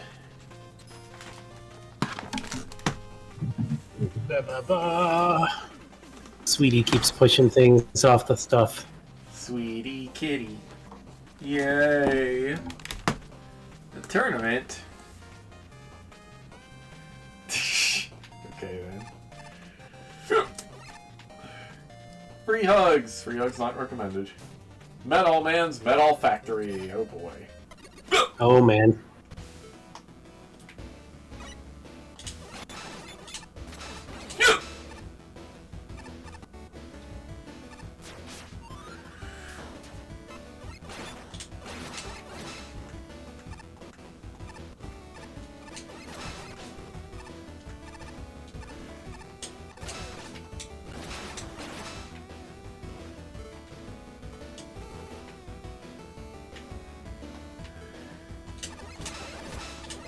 Ah! Lightsaber met.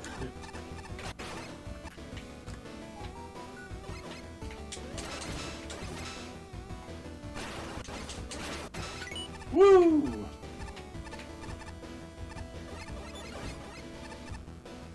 Math verbal burgle!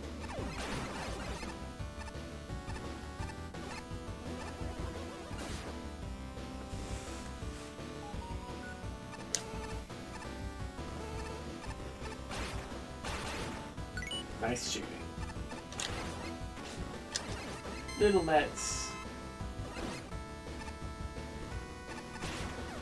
Ow. At least it's not instant death. Tennis balls! Oh boy.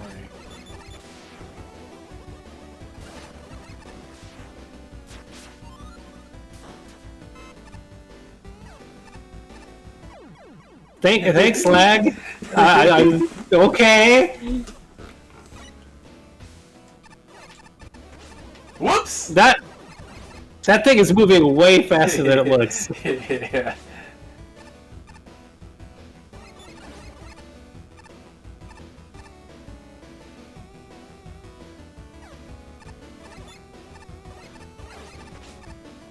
Ow.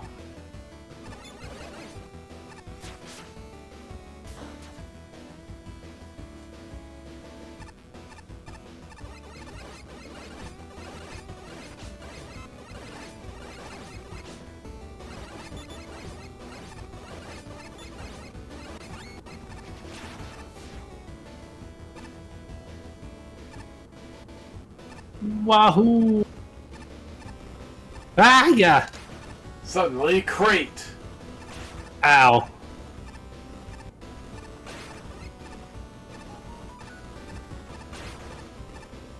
Woo! What?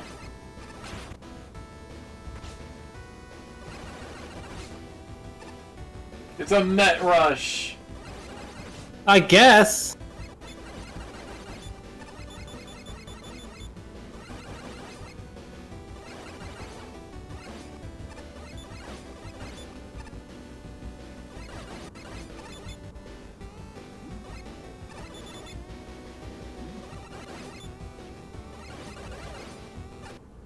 Oh, come on!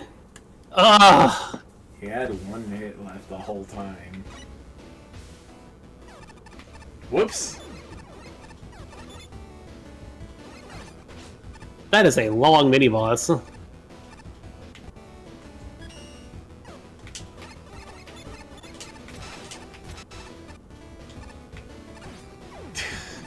Oh. That was a lag death. It almost got me, too.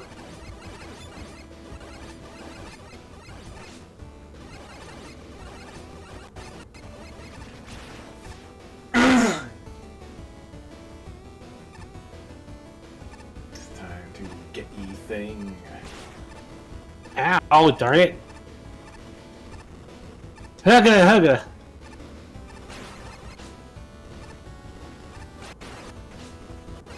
Oh, this is so annoying. I might want to use an E-tank. Yeah. Darn it! Like one tiny little frame. Any little frame drop at all sends you off the fast platforms. Ugh.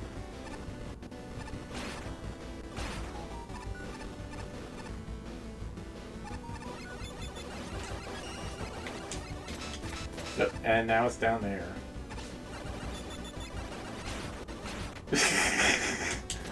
That does way too much damage. What the hell?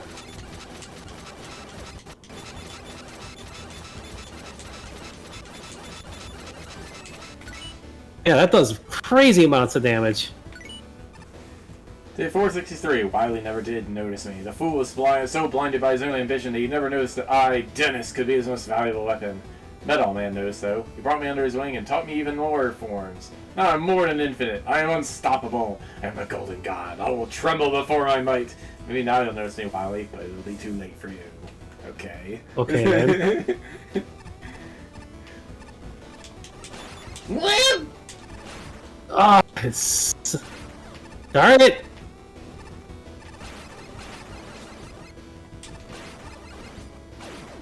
Oh, it is so hard to avoid damage in this room. At least we don't need to fight the mini-boss again. Bah.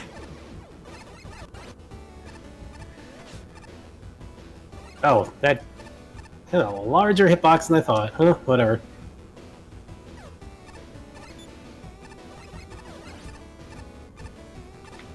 Whoops! Now I don't have any health again. I don't want to use all our E-tanks. Yeah, I'll find a vending machine later. I'll also round spinner bolts on.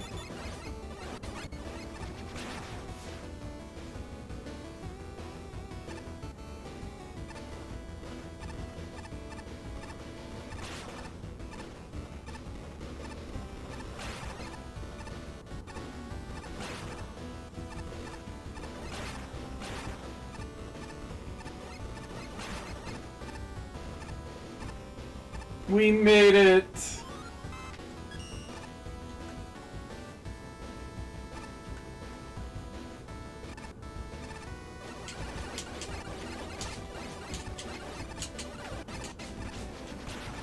Sheesh.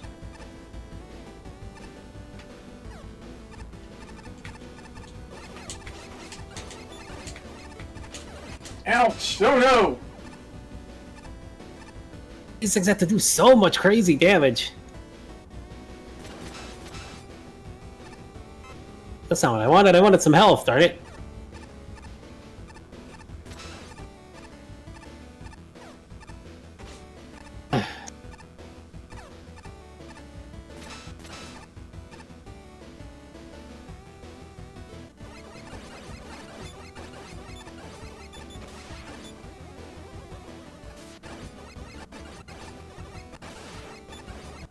Yay.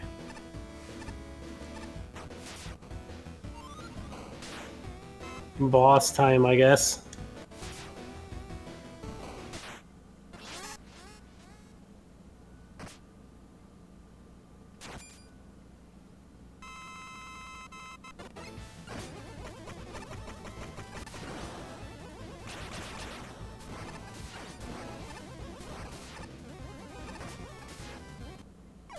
What?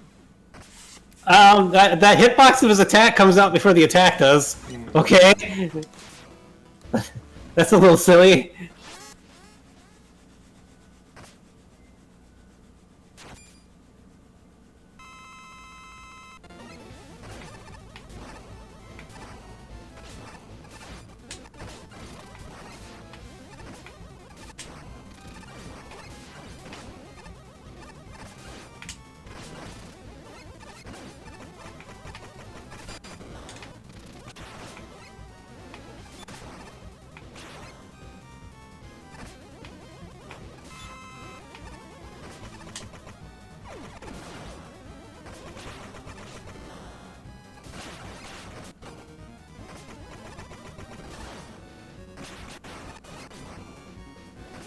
This is a little insane. Holy crap, what the heck? Go overboard with the boss a bit.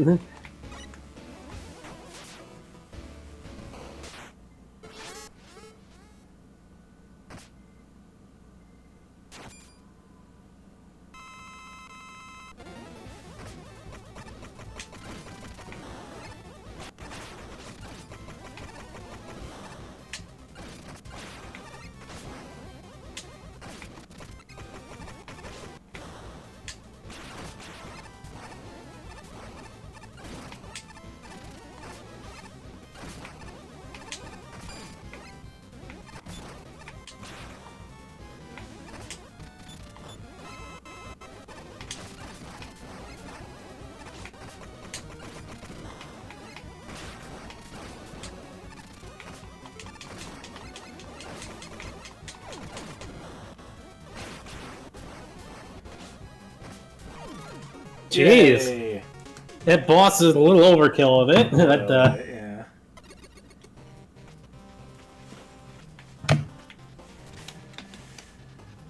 Wow, not a single score under 60 this time. Huh, Mighty Gunvolt burst graphics. Didn't expect that. Of course, they do a fine job sprucing up the place, giving the Metal Factory significant visual strength. The other strength here is the level's balanced design. Hits all the general notes it needs to. Smooth introductions, a strong difficulty curve, and a good climax for its various assets. I found the function of the crates and conveyor belts were a highlight, particularly the shrapnel telegraph. I appreciate how that exists regardless of where the blocks are falling from. The met crates are also a fun grab bag of enemies. And the level makes good use of security meds and heli medals. In general, it's well designed. If I had one major complaint about it, it would be the sheer speed of the red belts. These are fast enough that I've actually gotten more or less stuck on the edges of these things in attempts to recover, which means they're pinched too fast. On a lesser note, the level's most interesting part is about 3/4 of the way through, with the ending climb to the boss door being much less interesting than the big crate room before it. Unfortunately, the selected combination of core gimmicks is a death knell for creativity. Crates and conveyor belts are everywhere in this genre, as they've been done in numerous different platforms, including MaGMML3. This is a well-executed example, but it's also been seen before, multiple times. The Met crates help a little, giving the idea of Mega Man-esque spin that it doesn't always see, but enemies hidden in boxes are still fairly standard. If you don't go trigger-happy, they don't affect much. End result, something way less memorable than it could have been. The other thing to talk about is the bosses. Metal Potten is fine, particularly the second one changing its drops. And the return of Dennis is neat. Glad he's only in this level. The giant Met Cannon is alright, but the second one is far easier, throwing off the difficulty curve. Finally, Metal Man starts smoothly. With the first phase it feels good to fight. But then comes a surprise second phase, amplifying his power, range, and speed significantly, while also decreasing his vulnerability time. That is overkill, and pushes him from fun to frustrating in no time flat. It's a shame. Things were honestly going pretty well until that happened. Still, this was finely crafted. It may not be dripping with originality, but what it has is still good. I have to see a more unique concept next time. This is another level I'm somewhat torn on. I recognize there's a fair amount of good aspects to this stage, mainly when it comes to the visuals and the overall pacing. On the other hand, there's also a fair amount of questionable things here as well, to the point where I left the stage feeling a bit frustrated. Let's focus on the good aspects first. As far as I'm concerned, the presentation here makes this one of the best looking and sounding levels in the entire contest. The music is fitting and the visuals are perfectly on point. Everything looks great and well detailed, but not to the point where it becomes distracting. Honestly, the only gripe I have with the aesthetics comes from certain aspects of the boss fight, which, oops, I'll explain more of once we get to Metal Man himself. That aside, I have no real complaints about this level on a visual or audio basis. Fantastic work on those fronts. As for the gameplay and level design, this is where things get a bit tricky. The overall structure of the series is pretty well thought out in terms of pacing and difficulty curve.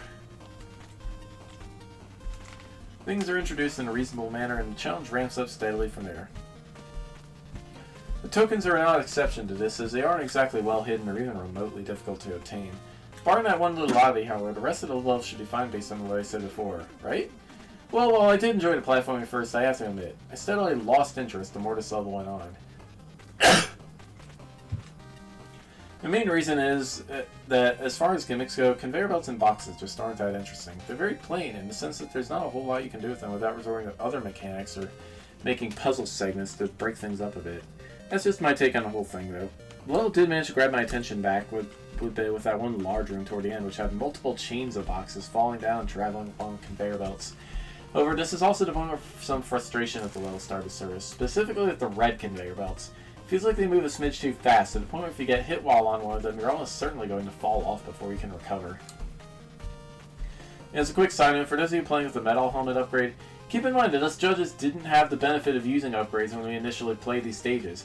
I encourage you to try disabling the metal helmet for yourself, then get hit while on one of those red conveyor belts to see what I mean.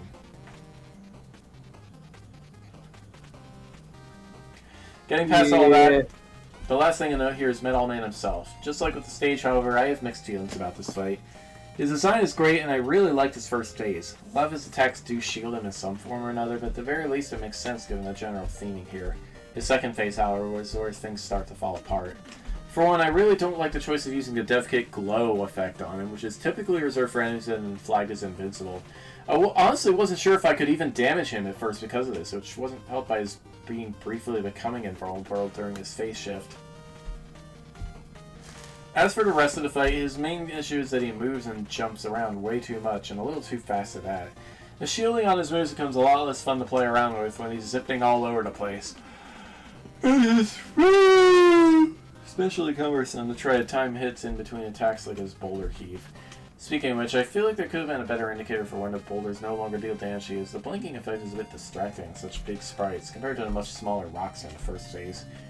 Ultimately, it's like I said before. There's definitely a lot of thought and effort put into this stage. The quality and presentation are certainly there. But there's certain aspects, plain gimmick usage and a hectic second phase of the end boss that kept this from being the best it could be. A factory full of adorable helmeted critters! And to be honest, the stage had a strong starting impression for me because I was very eager to see what a metal-centered stage would be like, but that impression didn't hold up as best as I kept playing on, I'm afraid. The custom assets are cool. The tile set, the animated boss gate, a single new metal of the whole stage. Seems the stage put more emphasis on the factory part more than the metal part. The metals just don't really get put into play that often, other than the propeller mets that get overused throughout and in predictable places. So it all ends up playing like any generic factory theme level. Conveyor belts, box dispensers, you know the drill. Kinda makes the stage uninspiring, dare I say disappointing even. Maybe because I knew from the title that the stage was going to be about cute metals, I had way higher expectations than others would have, probably. The boss, I actually didn't mind it at first. But as that second phase got surprise revealed, gross. Let's see, huge rocks attack that you can't possibly reasonably dodge without running all the way to the side, in which metal immediately jumps to corner you and punish you with double the damage you take from the rocks otherwise. Metal Man becomes either immune or takes no more damage from any special weapons. His dash attack has barely any wind-up animation for warning now, and no more dispensers on the ceiling to indicate where the blocks are going to land. Yeah, kinda a sour final impression on an otherwise fine boss fight in the first phase. Factory is often an excuse to haphazardly toss enemies on the conveyors. Thanks to a carefully curated handful of assets, and a distinct Mega Man Zero vibe in the aesthetics and challenge design.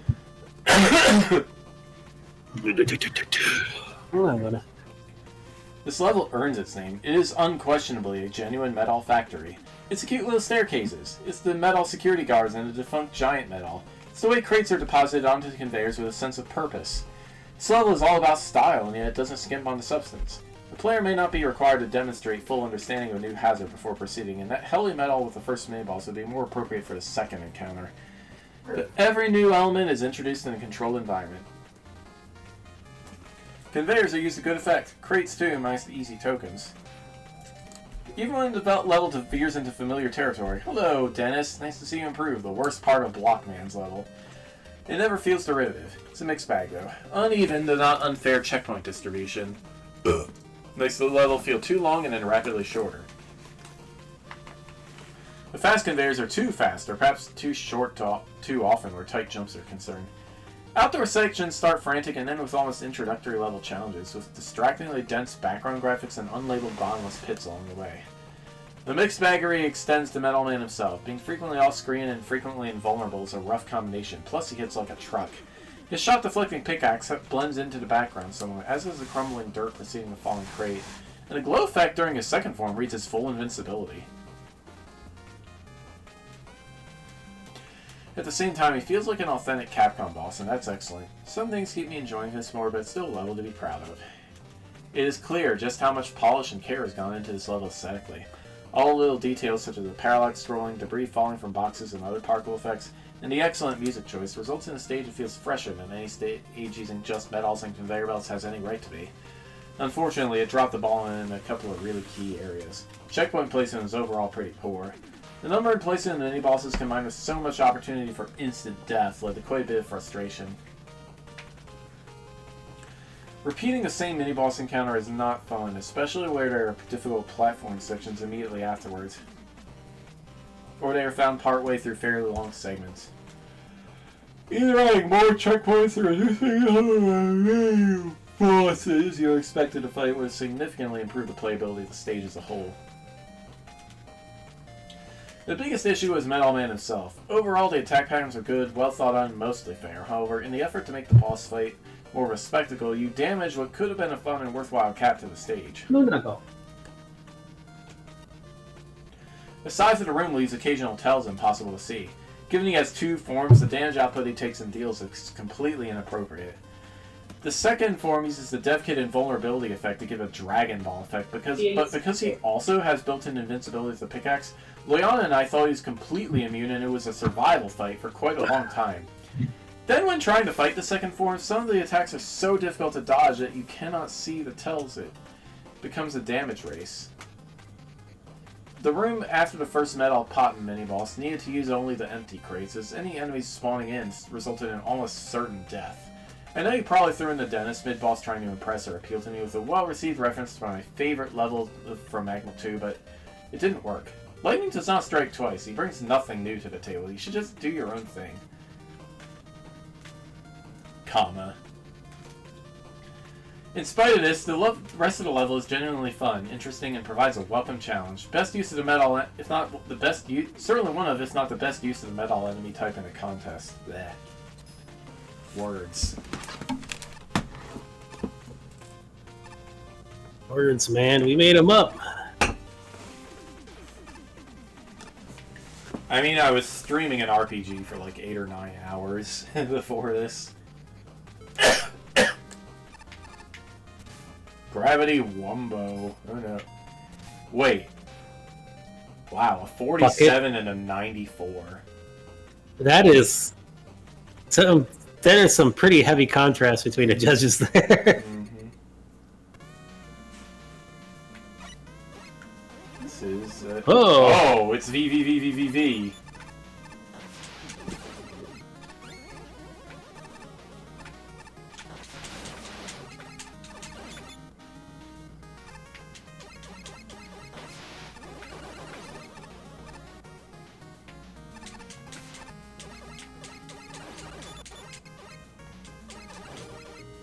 Eh?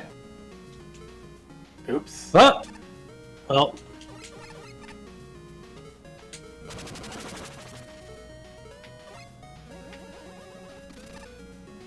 Oh, okay.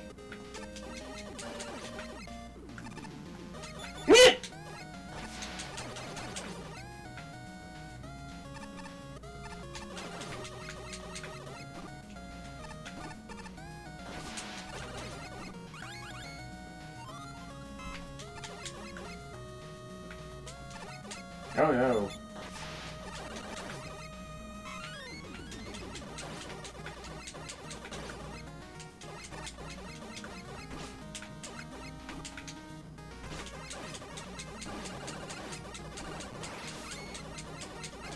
Huh? Could not possibly tell you. Not like that. How the heck do I get that? With Rush Coil. Check this out. Yeah. Thanks, Sola O.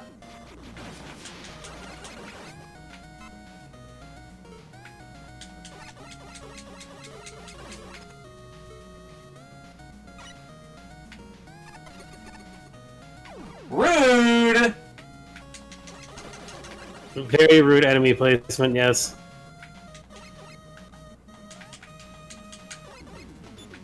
Everybody get out!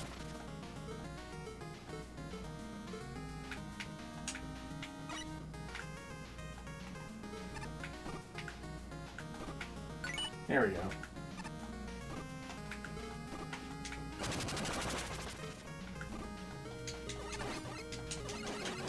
All right.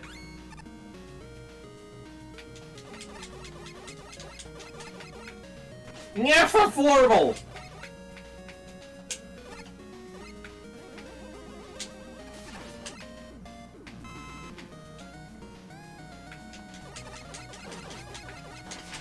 Ooh!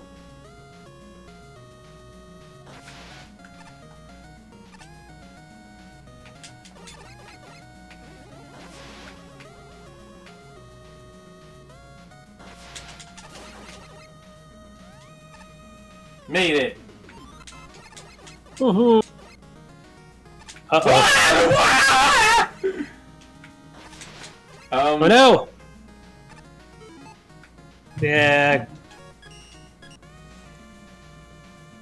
I saw the sign.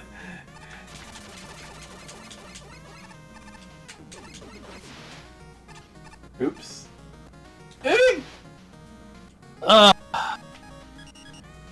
This is gonna be hard to do. Who are you gonna grab? It's grabbing you.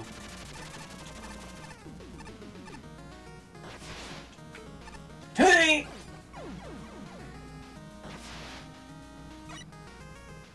That works.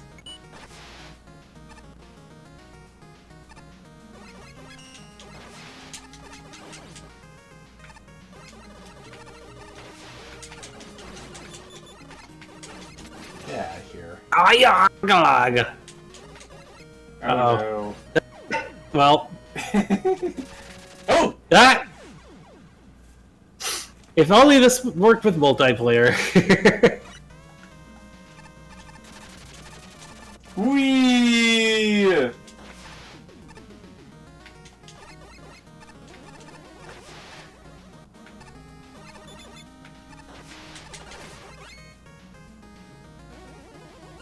Ah!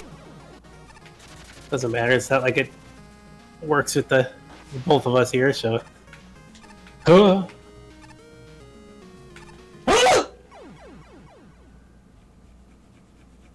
I would like to be able to try the segment if the game would actually count me as, like, existing for this.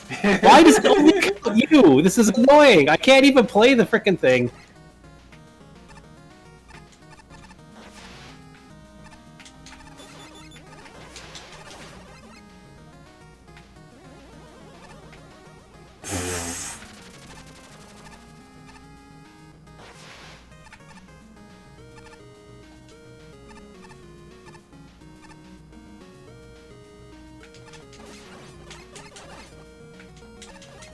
Oh no. Oh. Huh. Teamwork! How in the world are you gonna get that without two players? I have no idea. Dash again, probably.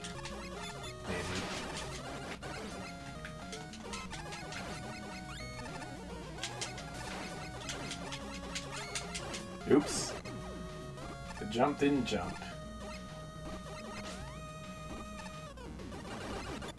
Ah! Darn it. Jump over things, it throws you off. Why did I start on the ceiling and you didn't? That was weird. Ay, ay, ay, ay, ay, ay, ay, ay.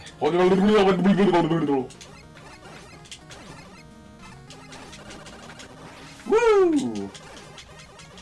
Ow. Ow.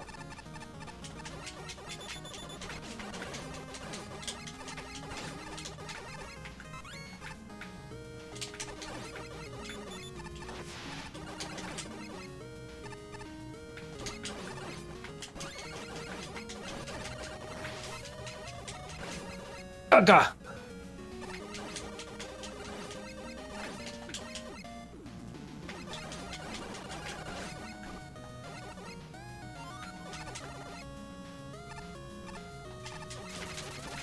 Oh.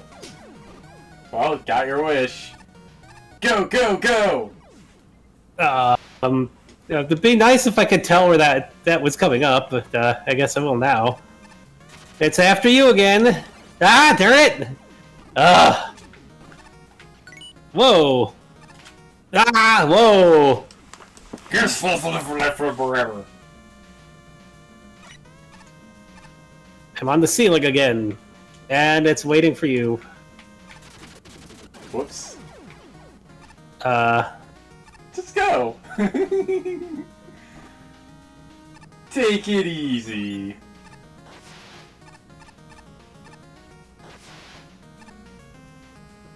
Ow.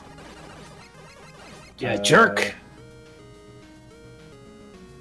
It's like you could go either way. Oh, damn it!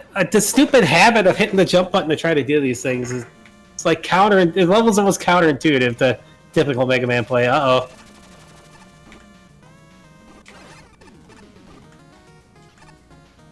Oops. Whee. Bolts.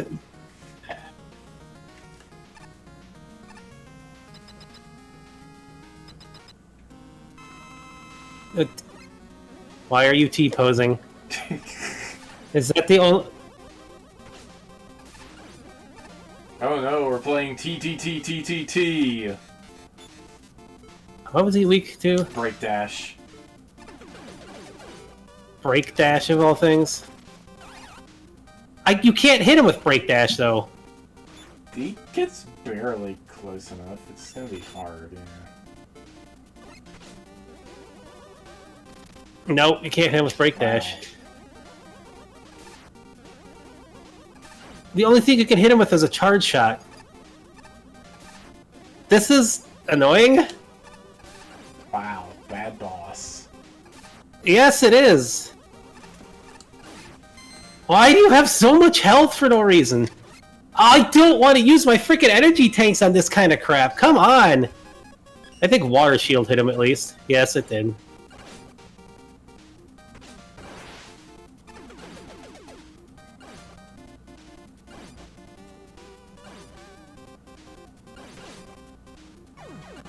That was an awful boss.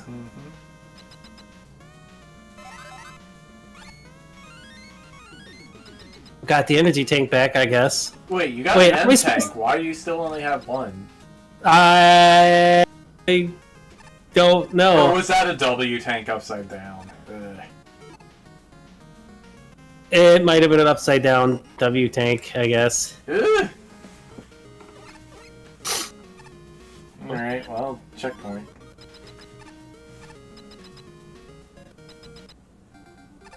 Hi, Gravity Man! Ooh! What the heck was that?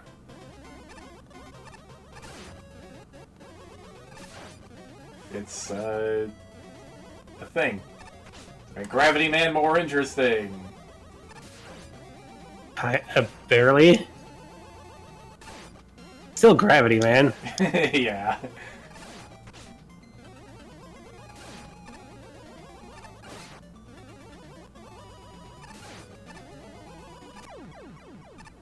There we go. That Yay. the T-pose man sure was an annoying bad boss. What the heck? Gravity Wumbo. 94 from Flashman, though.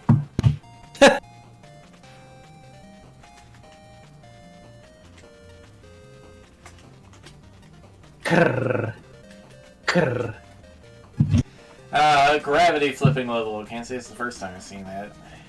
The core concept is to replace Mega Man's jump with a gravity flip, and you can only flip while grounded. Sound idea in theory, but the execution wasn't as entertaining as I'd hoped. For starters, a flip Mega Man falls at the rate you'd expect from Mega Man 1's Magnet Beam. It's much faster than regular jumping and can make dodging a chore. Second issue is how badly it screws with muscle memory. Not just in the sense of jumping versus flipping, but if someone prefers down and jump slide over the slide button, this has an alarming chance to screw them over. Top it off with a weird lack of sound and boring graphics, the whole thing ends up feeling off. Suffice to say, I didn't enjoy this. Since the core gimmick doesn't feel great, the level of design suffers. While the design is technically sound, trying to learn a new gimmick and unlearn player muscle memory is a bad time. To pepper things with instant death and powerful tanky enemies. There's enough clever modes to mitigate my frustration, thankfully. The use of Rush Coil in the no-jump hall for a token is brilliant. Shield Attacker makes a way better obstacle with gravity flips, and the Bumby catchers are some of the most entertaining parts of the level.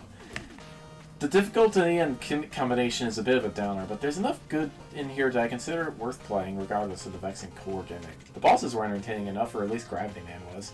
I do wish he looked a little different though, to better telegraph that you're not fighting regular old Gravity Man before he starts using new attacks, but that's ultimately a minor issue. T-posing Melon Man though, that was several different flavors of boring. I had a hand in that game. Still do even, I've heard the jokes, and that's not gonna impress me. Especially since he's basically just a Mega Man 2 alien, but pointless. Yeah, pretty much! Anyway, I need water. So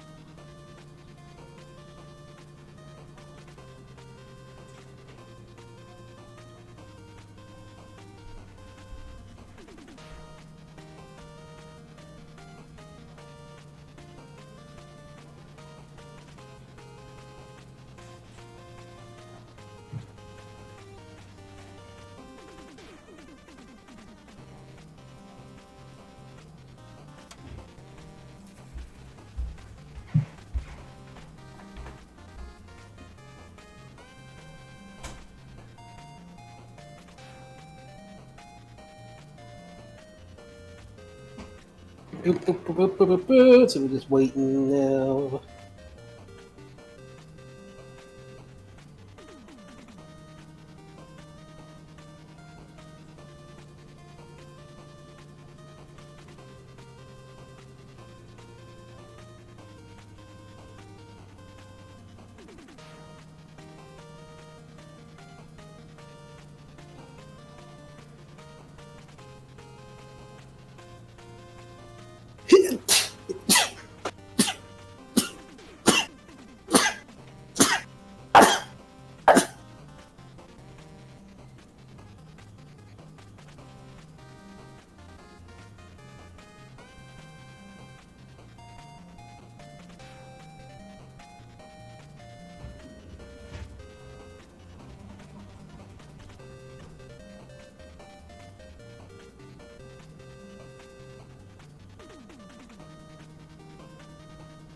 All right, checking out job stuff.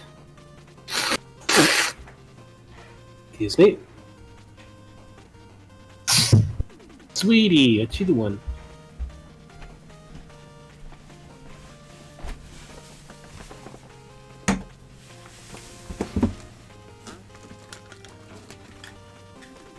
Alright, anyway. Okay. Huh? Okay. There we go.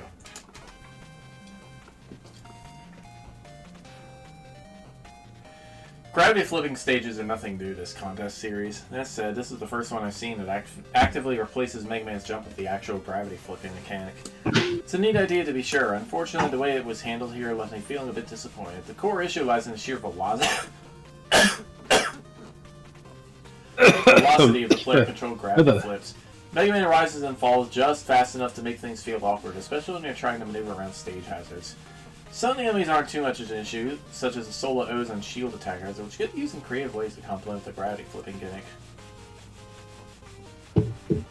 Rather, it's enemies like Sacred and Big Stomper that can be the most awkward to deal with, given their placements and how they move.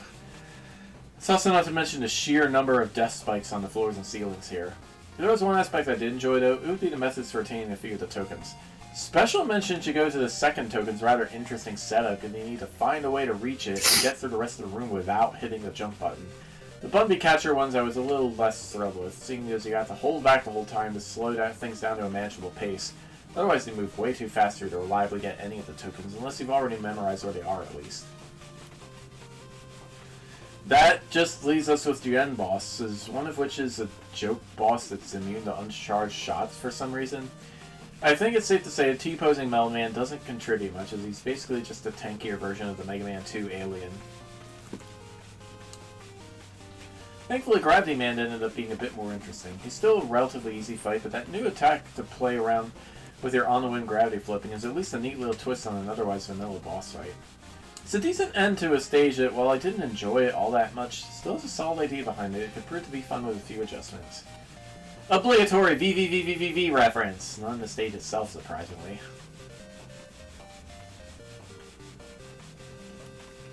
Is a stage where your jump button gets replaced by flipping the gravity instead. That was very cool with how the lamps are set up at the start. We need to flip in quick succession and take them down. However, those flower lamps do start to feel a bit overused as the stage goes on. Despite the rather abundant use of gravity gimmicks in this contest, there are definitely a few neat rooms to stand out here, such as the token where you need to stand on an ice wall to grab the token, and the essentially auto-scrolling section where the grabber enemy drags you along while you react to flipping at the right moment.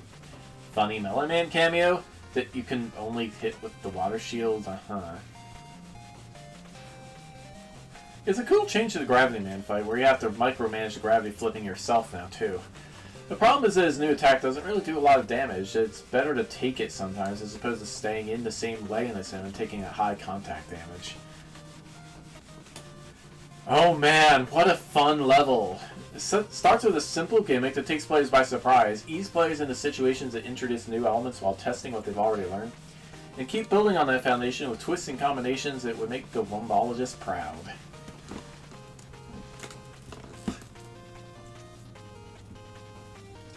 I love that it's Buster perfectible, yet designed for special weapon use. I'm often skeptical of weapons being disabled, but the limitations are smart and allow for cut pull of my favorite token challenges in the contest. The pacing is just right. Checkpoints and power-ups are exactly where they need to be. Level flow and architecture are sensible and efficient. Nothing is wasted.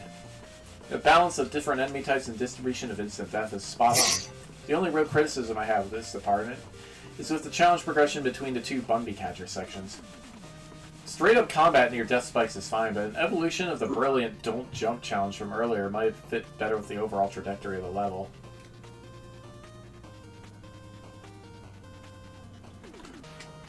Speaking of the Bumby Catcher and Don't Jump sections, I appreciate that the background graphics wordlessly warn the player what's ahead. Graphics overall are pleasant and professional, and the relative minimalism keeps the focus on the unconventional gameplay. The music fits perfectly, imbuing the level with an exciting sense of pressure. One thing that holds the level back, you can't press down and jump, or up and jump for that matter to slide.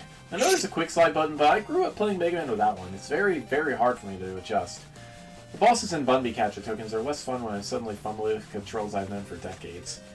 Fix that and be valid contender for my favorite level in the contest. Whoops. Whoops!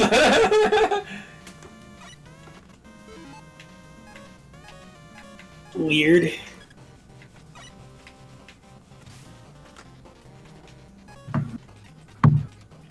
Let's get the negatives out of the way. It was decidedly boring and way too generic. The music was a poor choice and added to the generic feeling.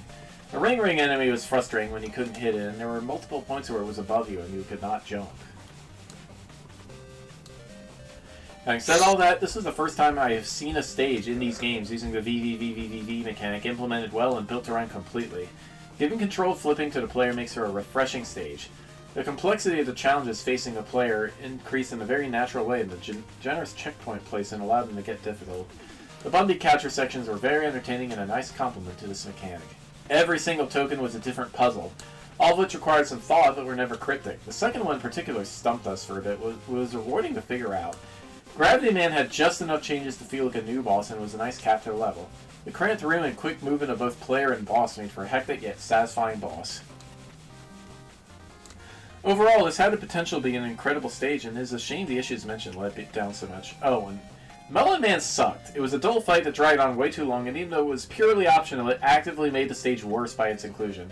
Not because it's a crap fight, no, but just the simple fact that it's an overplayed joke, and not even a fun reference at this point. If you'd given him an unfunny text box, he probably would tank your score across several judges, so good thing for small bits of restraint, I guess. Okay, then.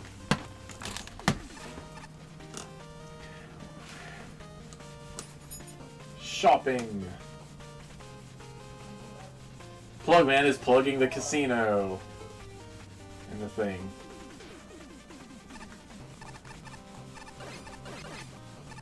Oh no! Nope, don't go on the boss yet. What? So don't go on the boss yet. Okay.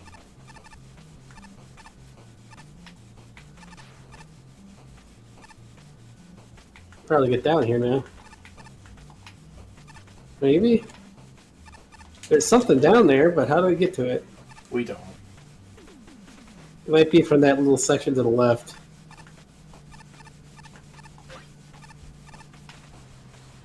Eh? How the heck do we get to that?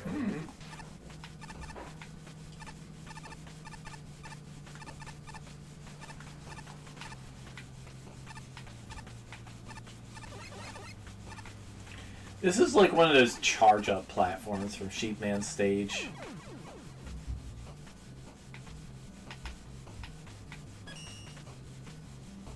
Gotta be something in here. It's kind of... Well... Oh! Wait, the power just went out. Yeah, we had to knock it out.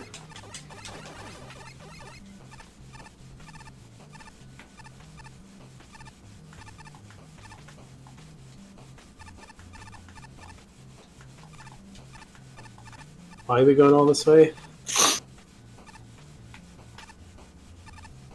Oh yeah, we need to get stuff. Oops. Heh.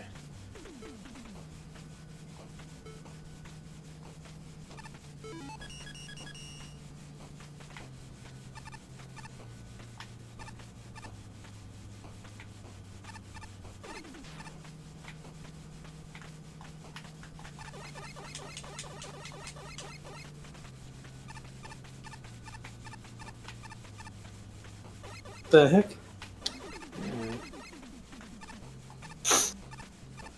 How the heck do we get down there? I heard something. That's weird.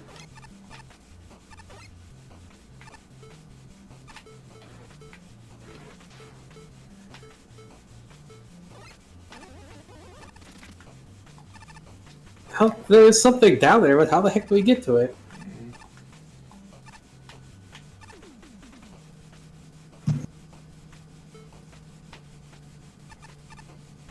Everybody has something new to say with the power off.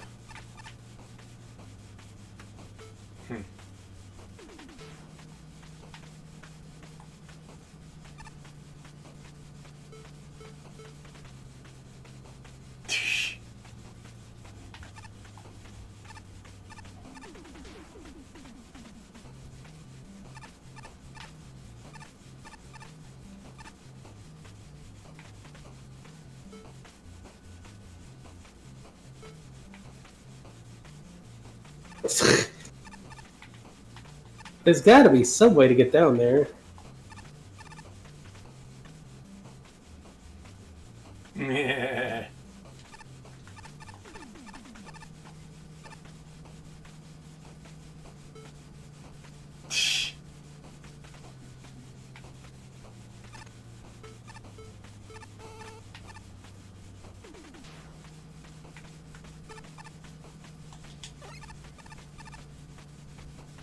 Oh, sweetie, look out.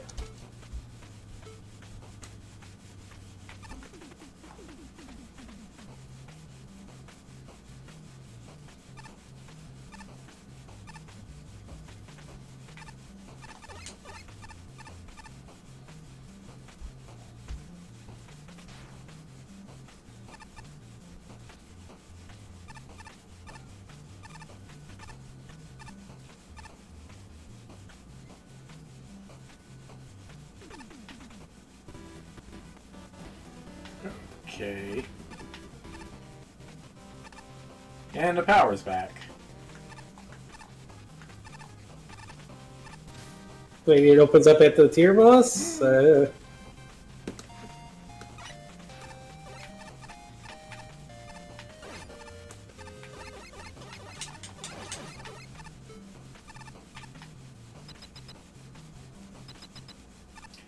Warning, power conduit D offline. Total generated power loss in T-minus 5 minutes.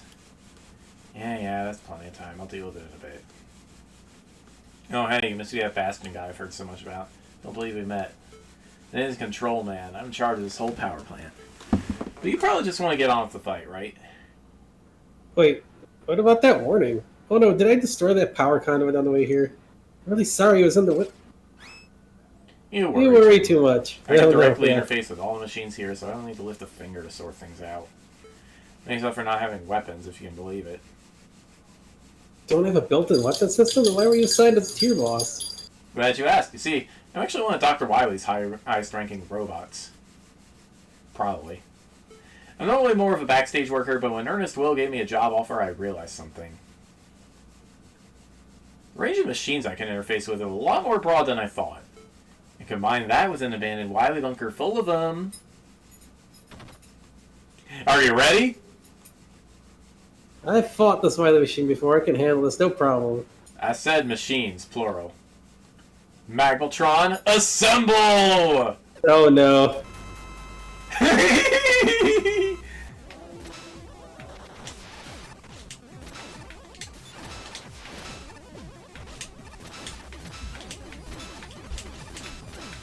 What's with the birdo?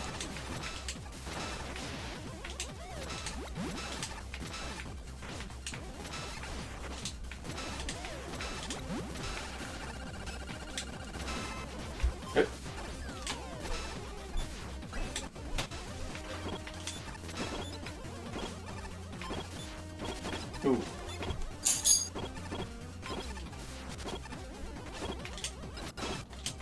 What are you supposed to do about this? Oh.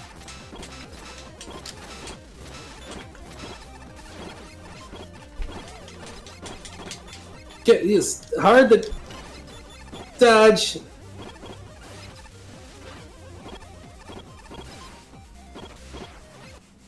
Oh, that was an attack. Okay then.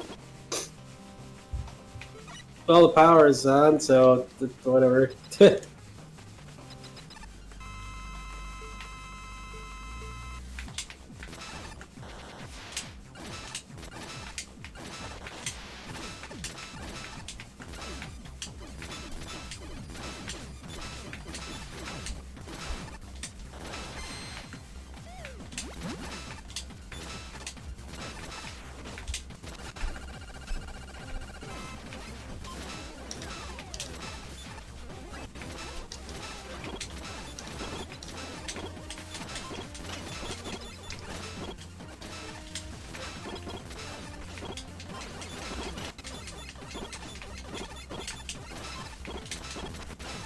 Ah!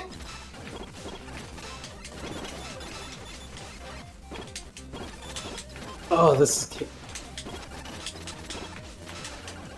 Yay, we won! kind of a chaotic boss. Well, you beat me fair and square. Go claim your prize. Should probably prepare a new power conduit. Woohoo!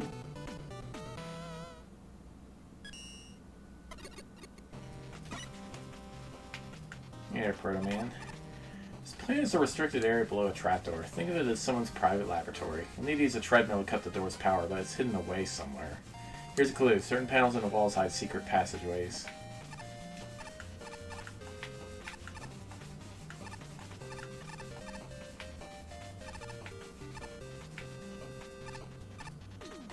Not there.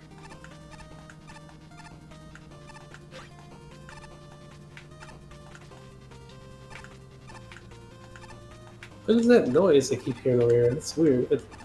I think it's the conveyor belt. Or I think it's the platform.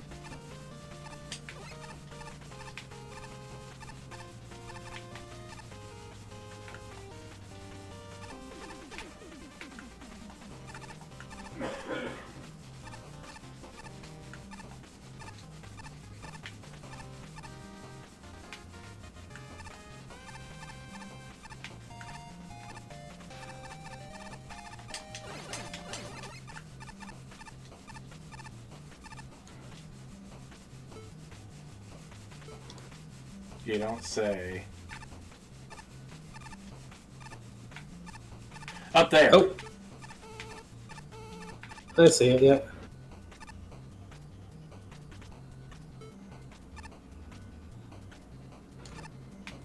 Maybe that's enough.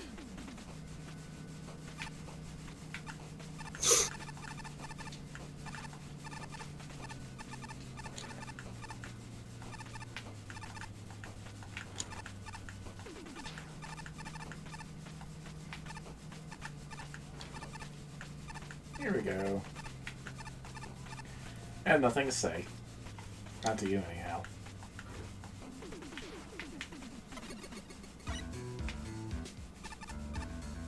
This music is from, oh, it's Matt on Guard's theme from Justice for All. We'll into the static room. Our little secret to energy generation. Take a plushie, walk around, generate some static. Not safe for humans. Kind of lethal for them. You aren't human, right? Not too used to Earthlings. See, it's even late to ask that. What are you doing here anyway? Fuel made from a dark matter nebula is starting to get surprisingly expensive, so I ended up taking a lifeguard gig. Not only do I get money for safeguarding, but also the energy I generate while sitting on a sweet doggy chair. He's a good boy, yes, perfect doggo. Dog looks more like a mole to me, but... It looks like you shouldn't stay too long. Let's continue to fry your optic circuits. Don't... Optic circuits? What circuits? Dig, design, develop! We are super proud of the deep digging work it took to get this place built.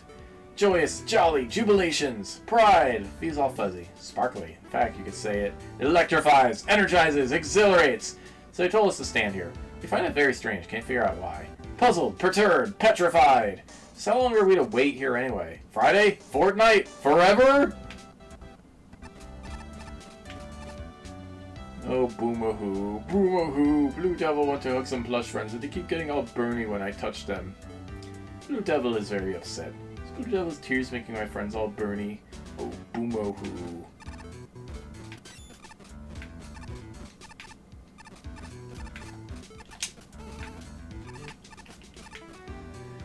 Watch it. Stack-generated power deletes the rather temperamental equipment. Luckily, Dr. Will, or Mr. Will, pays well, so thank us for keeping this place up to code. Who thought this was a good idea for a power source? You? Don't you know how not to distract someone whilst working? Who do you think maintains this place and keeps the workers cool? Let me get back to my job, you Twitter-who. Is that all that's in here? Mm-hmm. No, there's stuff over here too. Bastion, I thought you'd show up to our lab eventually. I am Static Man, the proprietor of this satellite lab here in the Power Factory. True to my name, we've poured much of our research into the value of static electricity. Using the data we've collected so far, I've created a simulation as a testing grounds. Through and goers are free to volunteer to participate in our research. If you want to bask in the glory of science, step forward and tackle my genius.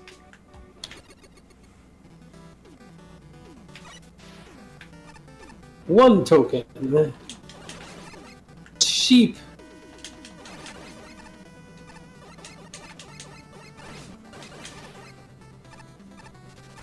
Agaga.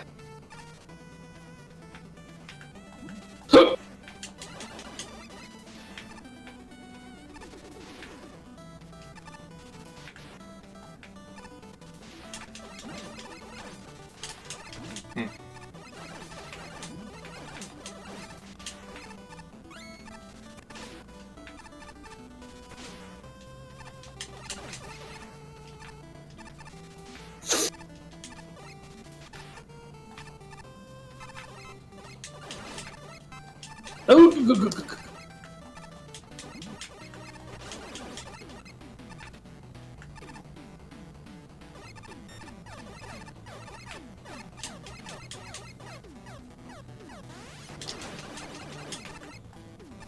ow.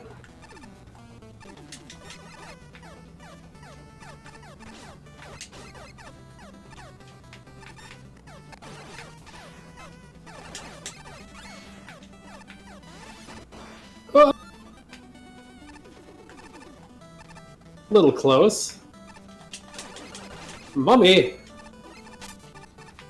Ooh. thrower!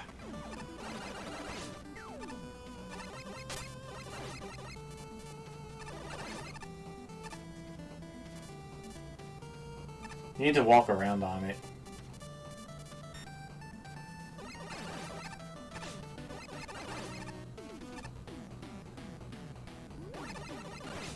Ooh!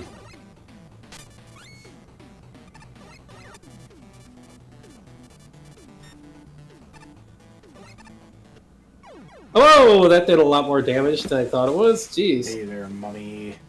I found out today what the printer does. What? It's a brow cow thing. Oh, only one of... Well, I guess only one of us can do this section. Yes.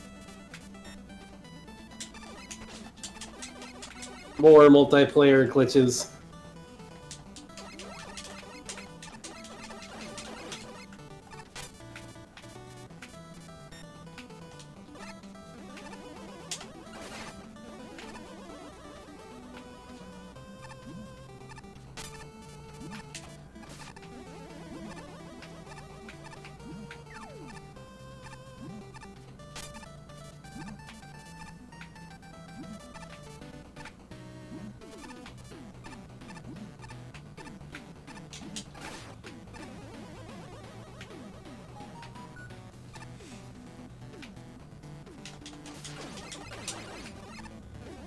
Me.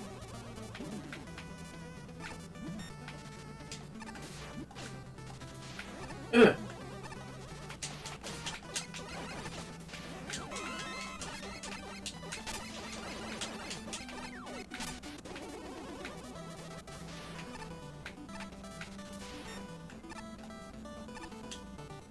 Yay!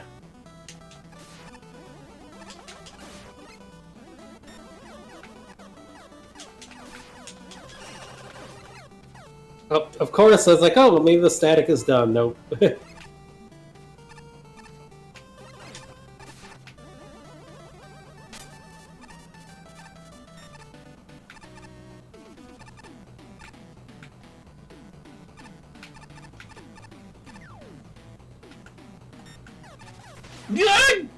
Oh, I didn't notice that until it went off.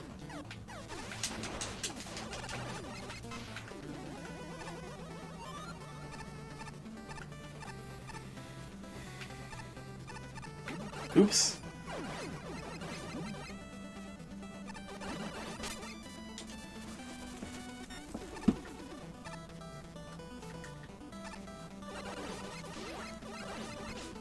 Ow. Oogie dog.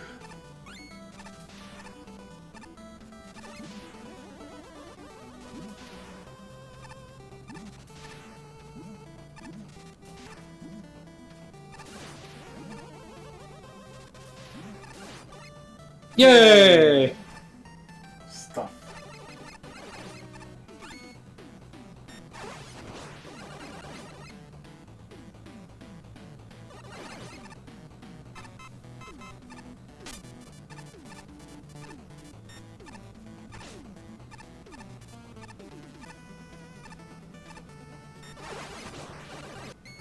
Jeez.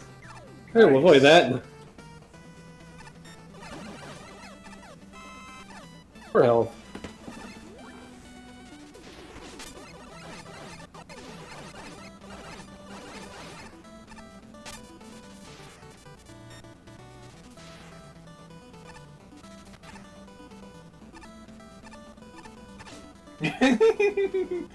Oh! Just annoying. Oh, right at the checkpoint, too. Jeez.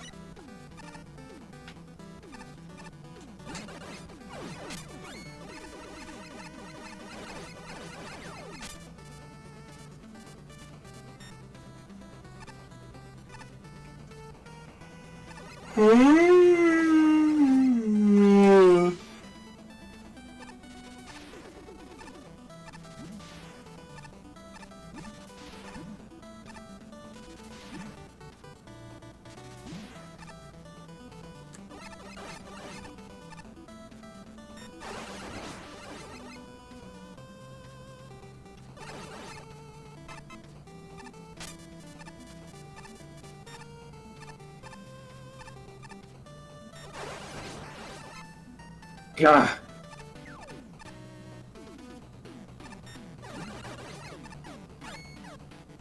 I don't need. Ow, ow, ow, ow. Take the more energy, sure.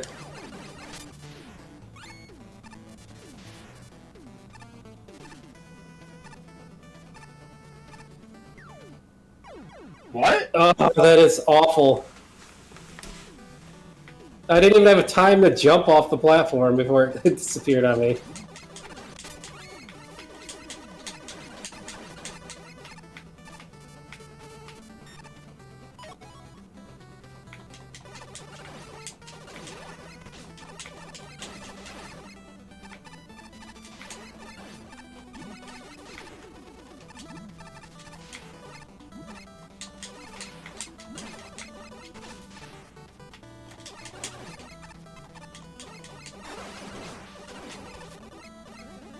Huh.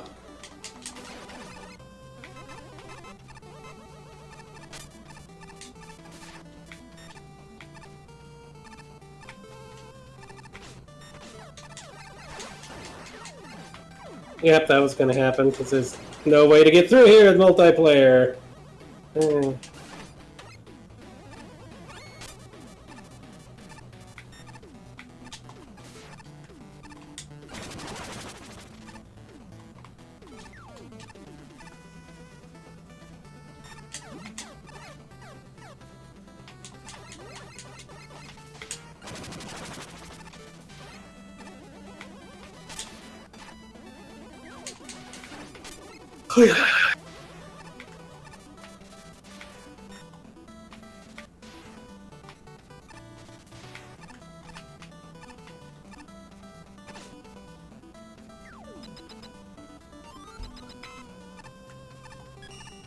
Yeah.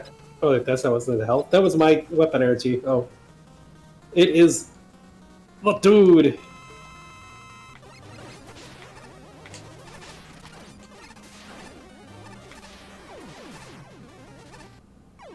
Oh.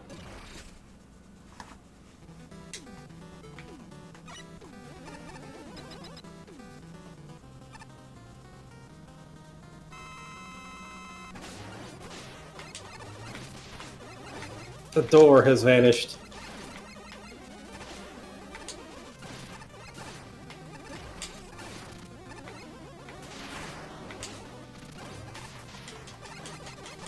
Get out of here. Costume! Costume unlocked.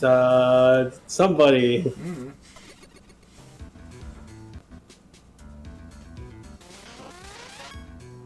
Ratton! Time.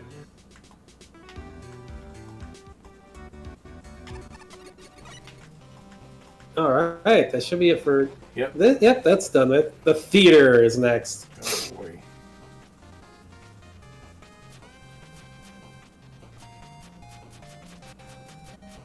We're almost done. I guess check to see if anything new is going on here. Doesn't look like it, really. Hmm.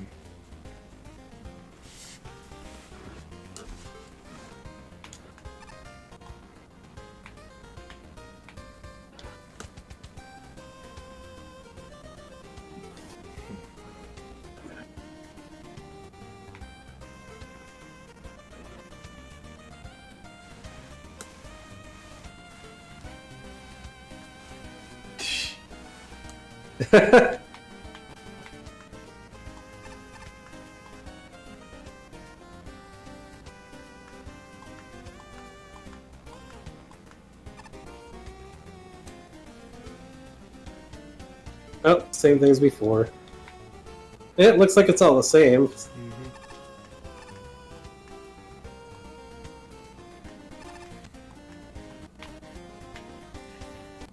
Hey, Bastion, what's going on? We've been using your utilities well.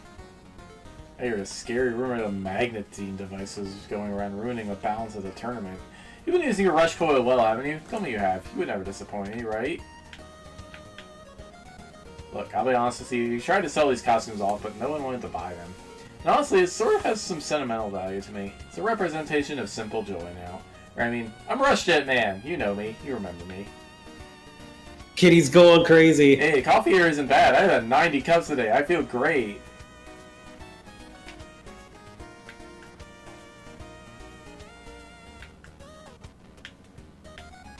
Pompadour, man. Oh, Creamery, man. What's your favorite ice cream flavor? Ooh, graham cracker. Nice, but it's always honey grahams, isn't it? I should try making cinnamon or chocolate sometime.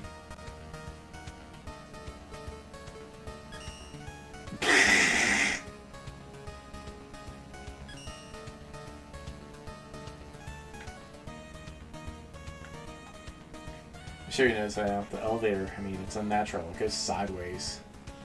No, it doesn't. It's a regular elevator. It goes up and down. Sideways, I tell you. How else does it go up to my room and 2 different locations on this floor? Obviously, the elevator shoots up into the sky and then parachutes down into the other elevator shaft. This is basic elevator science. As you probably didn't know.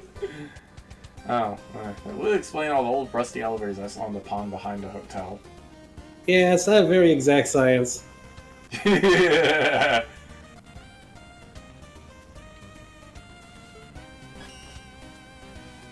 Man. Nobody knew around. Oh. This fellow is either cheering you on or directing airplane traffic on this floor. They had some new.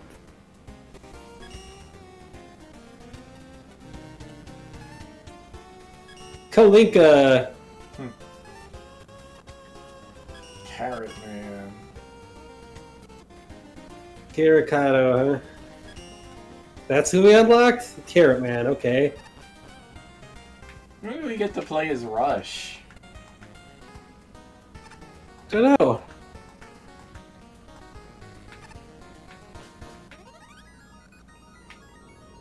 Kind of curious if the, Every time I find a quiet... I've dropped my book in the trash, but no matter how much I dig, all I can find are these tanks. It's been 5 years. No level assigned. Oh. 4 text boxes? That's all I get? Sheesh, better not waste it on some fluffy introduction. I'm a colorblind minor internet celebrity known for videos, writings, and fan games. Played a lot of Mega Man. At this point, I'd rather see creative levels that are rough around the edges and polished levels that don't try anything new. Any difficulty is fine. The challenges are thoughtful and fair. If I'm better for playing your level, I'm happy.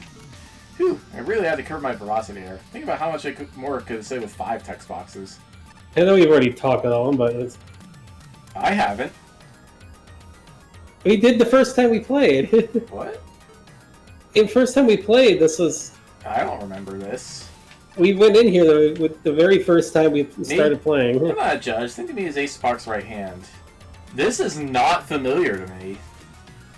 Or Kansas. We read all... I know we read all... Well, that's fine. Whatever. Ace Spark had wrist issues throughout the judging process. When things got too bad, I served as a proxy player.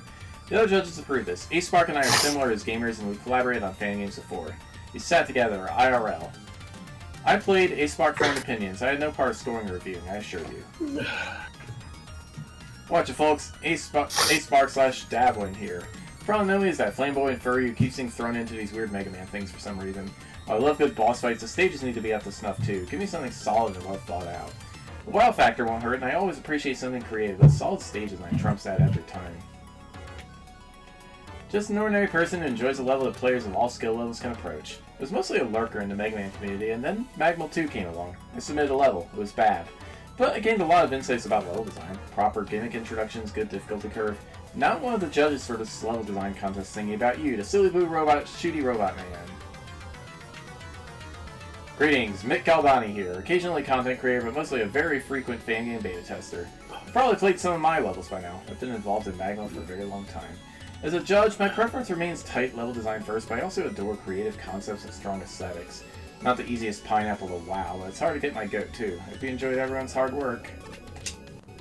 Hi, I'm a longtime content creator in the Mega Man fan game scene. I designed the top levels of MaGMML2 and make a good 48-hour level. But the top levels aren't the only good levels. Go out there and find your favorite. There are a lot of stellar choices. As for me, I favor levels that keep things interesting with good gimmick use without being excessive or frustrating. That said, and regardless of any given score, I'm genuinely happy I got to experience all of them and be a part of this project. Okay. I was just trying to see if the quiz person had appeared in there, but maybe not. What about the weapon tutorial room? Yeah, how did I get to be a sickly green color? Why won't it wash off? It's just the cheat room. What's Wait, this? which one is... What the heck is this weird portal thing doing here? Can't tell what's on the other side. Hello? Is anyone there? Oh, someone's on the other side of this gate? Wonderful, wonderful. Don't worry, my friend. I shall be over there shortly. Huh? Hold on. Who are you? Are you from another world? If so, I really hope I'm not about to unleash some ancient evil or something. Indeed, I am a visitor from another dimension, but fear not. I mean no harm on your world. In fact, I seek to enrich it. I imagine you will quite enjoy my offerings, for I am far from a random stranger, for you are now in the presence of...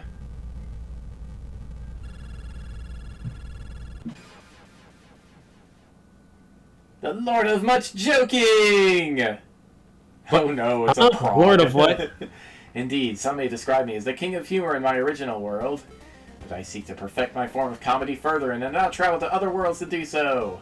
In fact, I bring trinkets and gifts from my world that I predict will give you quite the chuckle. Of course, jokes come at a price, so I won't part with my words for free. If you are interested, my friend, then please inquire further. Oh no, soft lock! Yep, soft lock. Still issues with this that aren't fixed. Sheesh. Alright, so let me know. There we go. Keep finding all the errors that still exist in the game, jeez.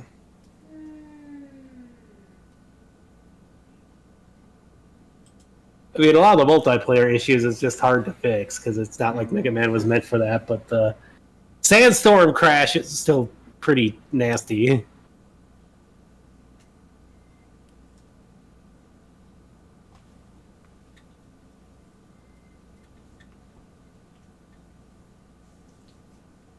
You gonna work on it?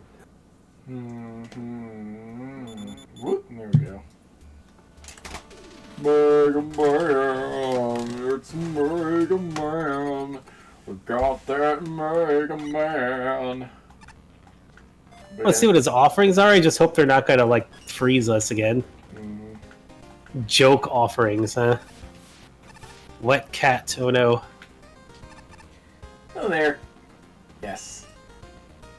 Humor Buster. You can sometimes hear dog barking coming from it.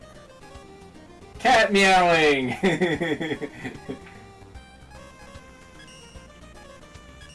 Cat Buster.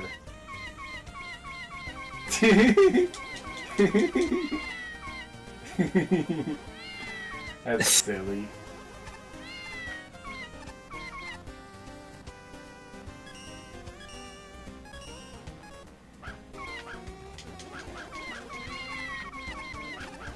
Oh no, they're all going off at once. Yeah. There's stock left. I guess we get the... Humor word! Oh boy. It's pretty futuristic. Let's buy all These will of them. buy them out.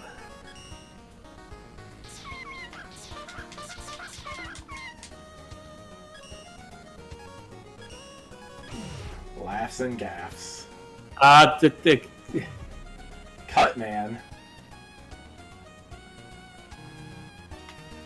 Use this, and you will what? Oops.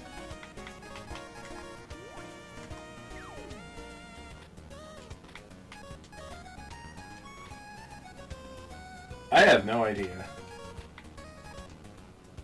I mean, maybe it changes our dialogue and cutscenes. I don't know. I'm gonna keep it turned off.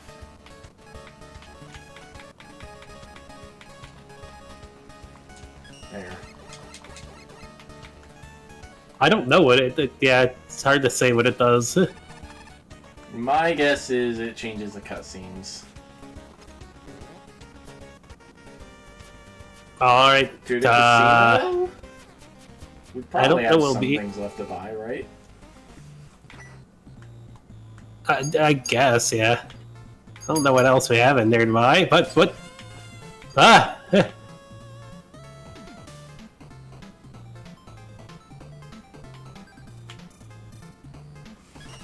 We have we have the map and all those things on the top row. Yep. And I can't control them.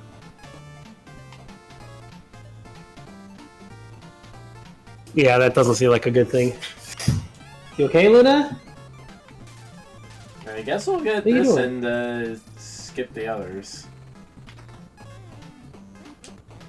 What did you get? I got the skull amulet. Oh.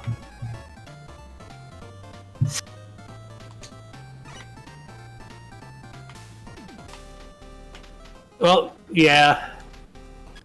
It's kind of weird that I can't control it. Like the shield thing, the revenge burst, it does work, but it's like it also gets rid of your charge, so it's I kind of prefer to keep the charge sometimes. We can't afford to level map her. Yeah. I can't control this at all for some reason. Only the second player can for some weird reason.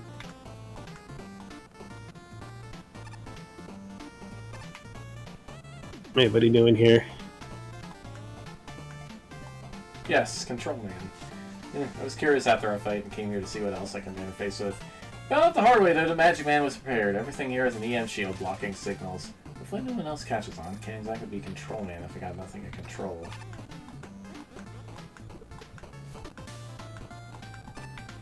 Control your destiny.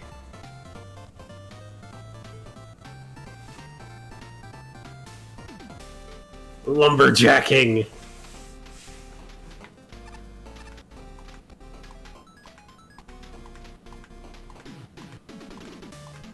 Yeah, no, the Revenge Burst is working. I've used it to... It kills some things, but... I don't know, I like to hold on to my charge since it completely drops the charge. I don't see anything else in here. Anything new? Nope. I guess we're on to the next tier then. I guess. The theater.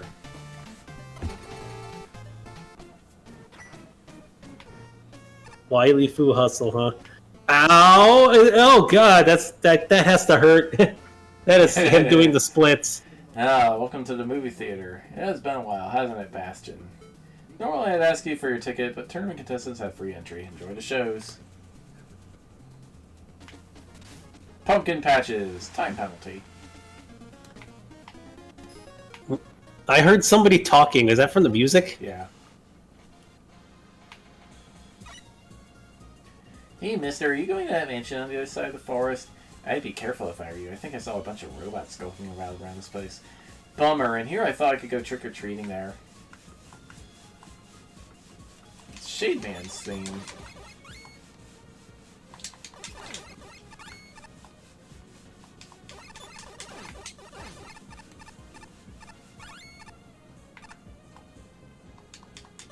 Yep. Remix of it. Ah! Didn't expect the fire to still be alive there. Oh, whoa! Oh. Okay.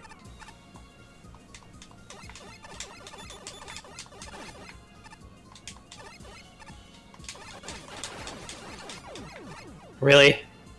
Really? How did I get knocked like the wrong direction? That was weird. Oh, those things make fire too, huh?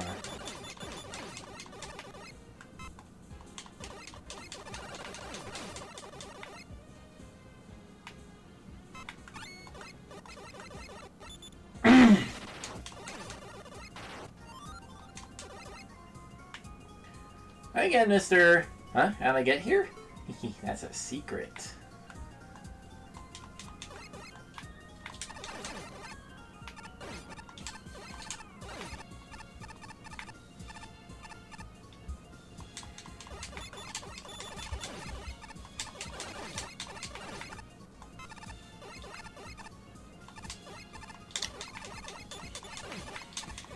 One-eyed bats. Okay.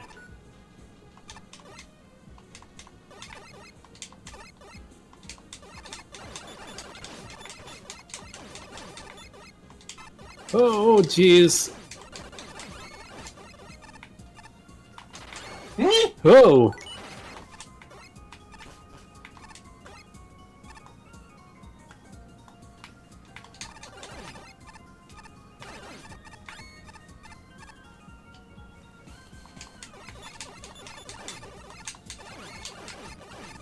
Health, please. That's what we need.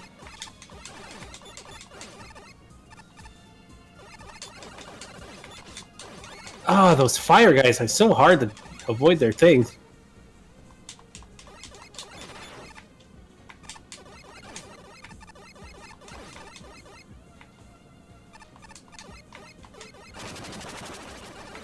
Guess that's one way to do it. Checkpoint!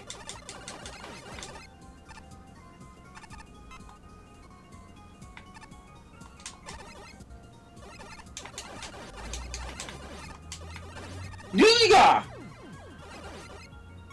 Iga. Isn't that a weird, Oh, like, look, an E. game?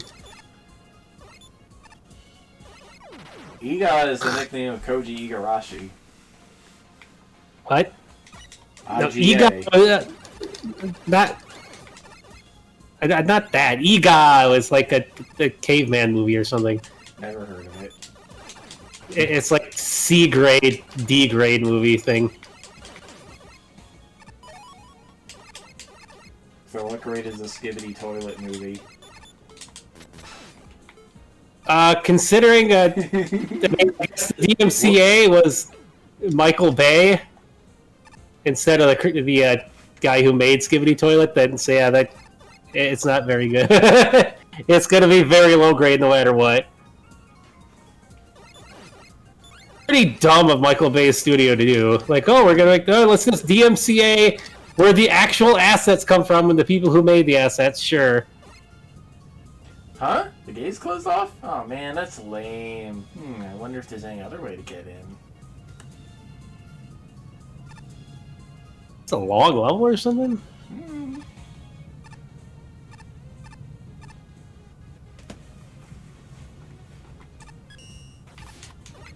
Water!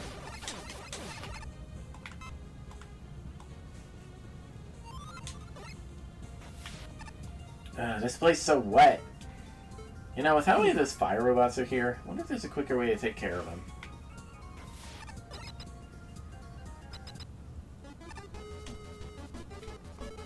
Okay, it's Lancer time! Oh, there's some Delta and stuff for ya.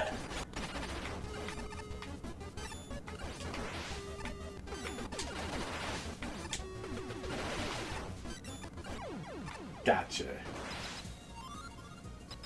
More checkpoint.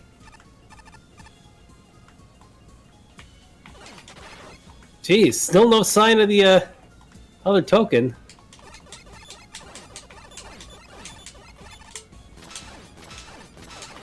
Oops. There's nothing up there.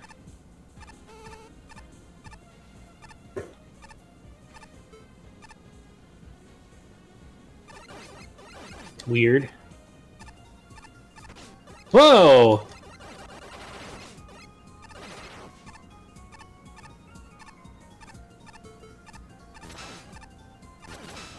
Nice. Lantern Joes.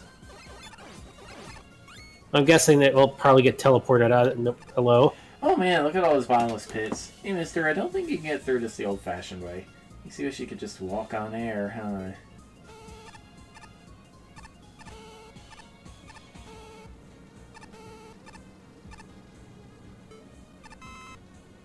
This isn't Flappy Bird. This is Magnet Beam Bird.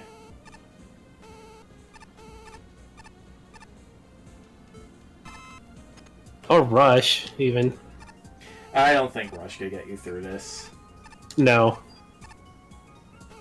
Uh-oh. Yep, that's right at the end. Yeah, you can't have to be perfect with that little thing here.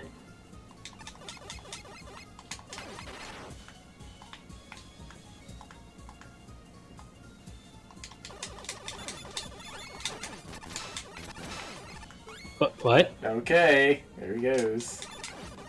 Guess that's just showing us how he's supposed to work.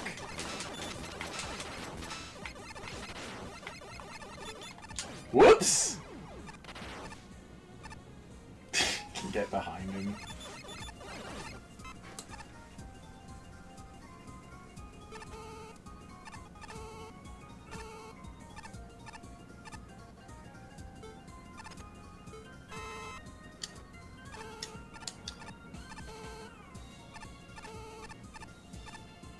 Nice work.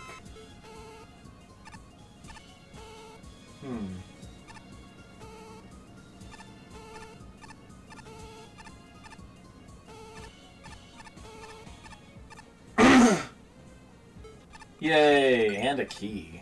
Alright. Ominous. Oh, you know what? I bet that key is for the final token. I hope not.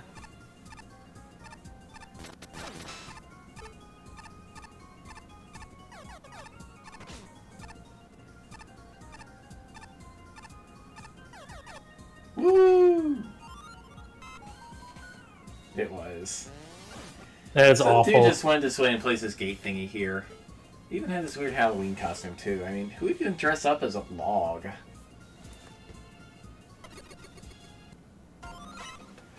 Why? Now we're playing Return to Dreamland? I guess.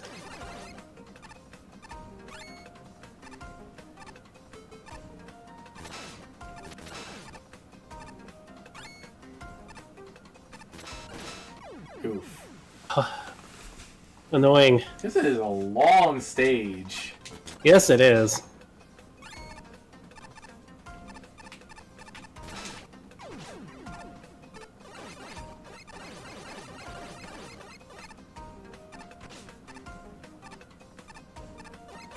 God, there's some annoying enemy placements in there.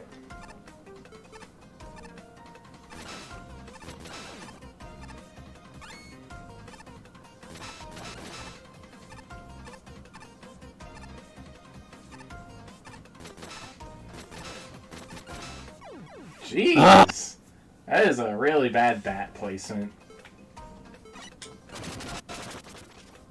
Yeah, there's a lot of very annoying placements. Oops, And yet, sorry. My turn! yeah, like, it's not exactly multiplayer friendly here.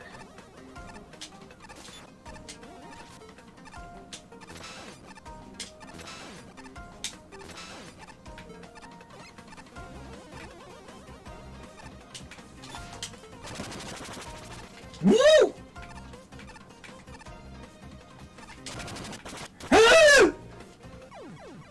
It lagged me out. Oh no. I can't try that again because I'm out of tornado blow now.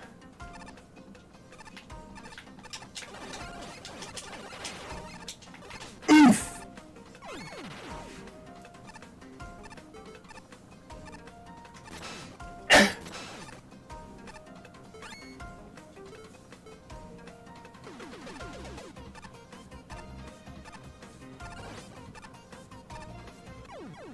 Ah, this section is so annoying.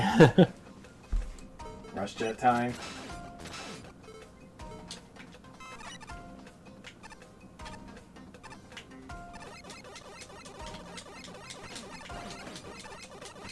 Bye. Bye. Can't exactly rush jet through here either.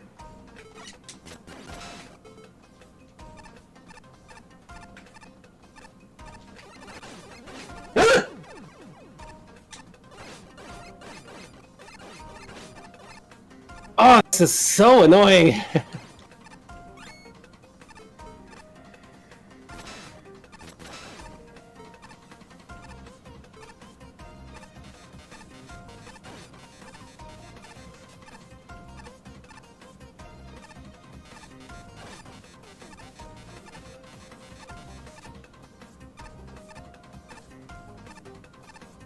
Oh, there Bye. he goes.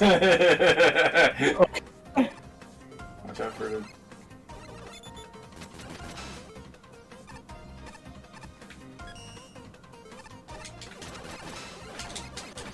Ow.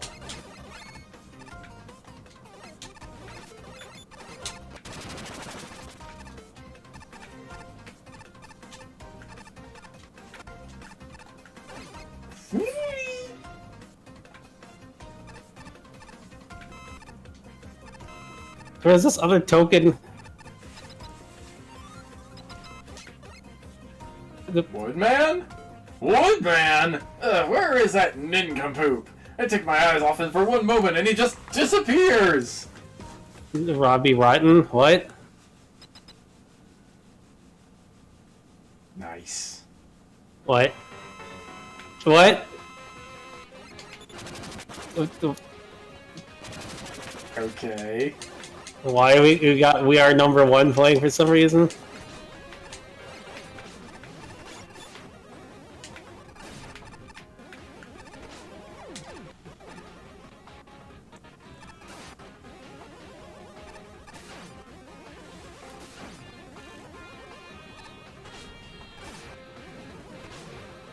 Jeez, he's hard to avoid.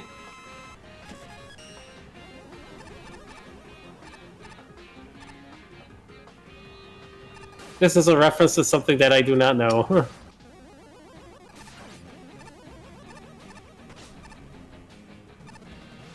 I mean, with the way he's fighting, it's almost like Battle Network Woodman.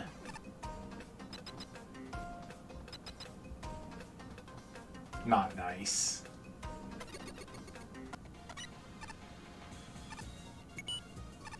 It's a book. The title reads, credits. Read it?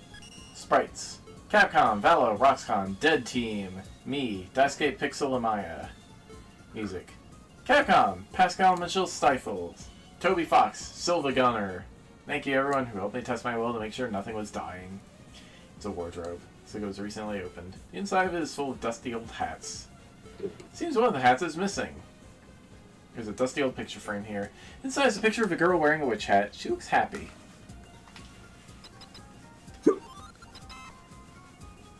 Some jerk took my hat and ran off to the upper floor. And what am I wearing? It's a spare hat. Spare hat that I had with me. Look, just go and beat him up for me, will you? Be careful, he looks really strong and spooky. Okay.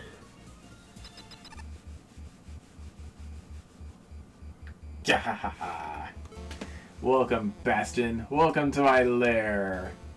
My name's Lantern Man, the boss of this old mansion. I've been watching you go on a rampage in this place, and I must say, I'm impressed with how well you did. I guess your reputation really does precede you. This hat? Yeah, I found it in one of the rooms in the mansion. Little girl, I have no idea what you're talking about. You're the only outsider here as far as I'm aware of. But enough of that. It's time for the finale of today's Halloween event. And starts with your destruction.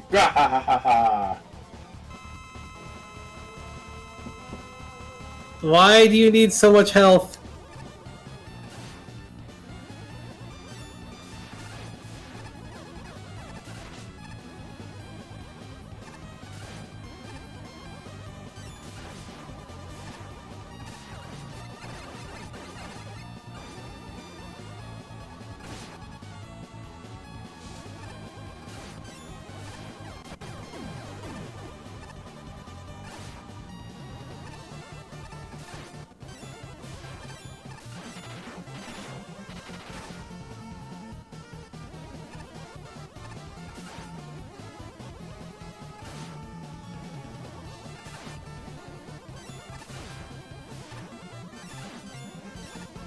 Holy crap!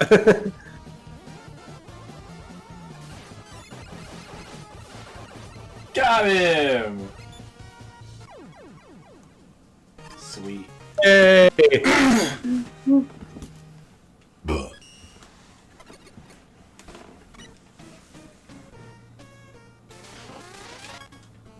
Roll casket.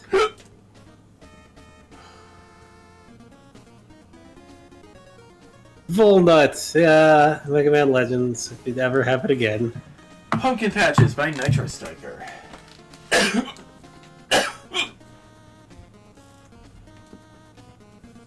Foggy Woods? Check. Abandoned Castle? Check. Shade Man Music? Check. Surprise Ghost? Also check.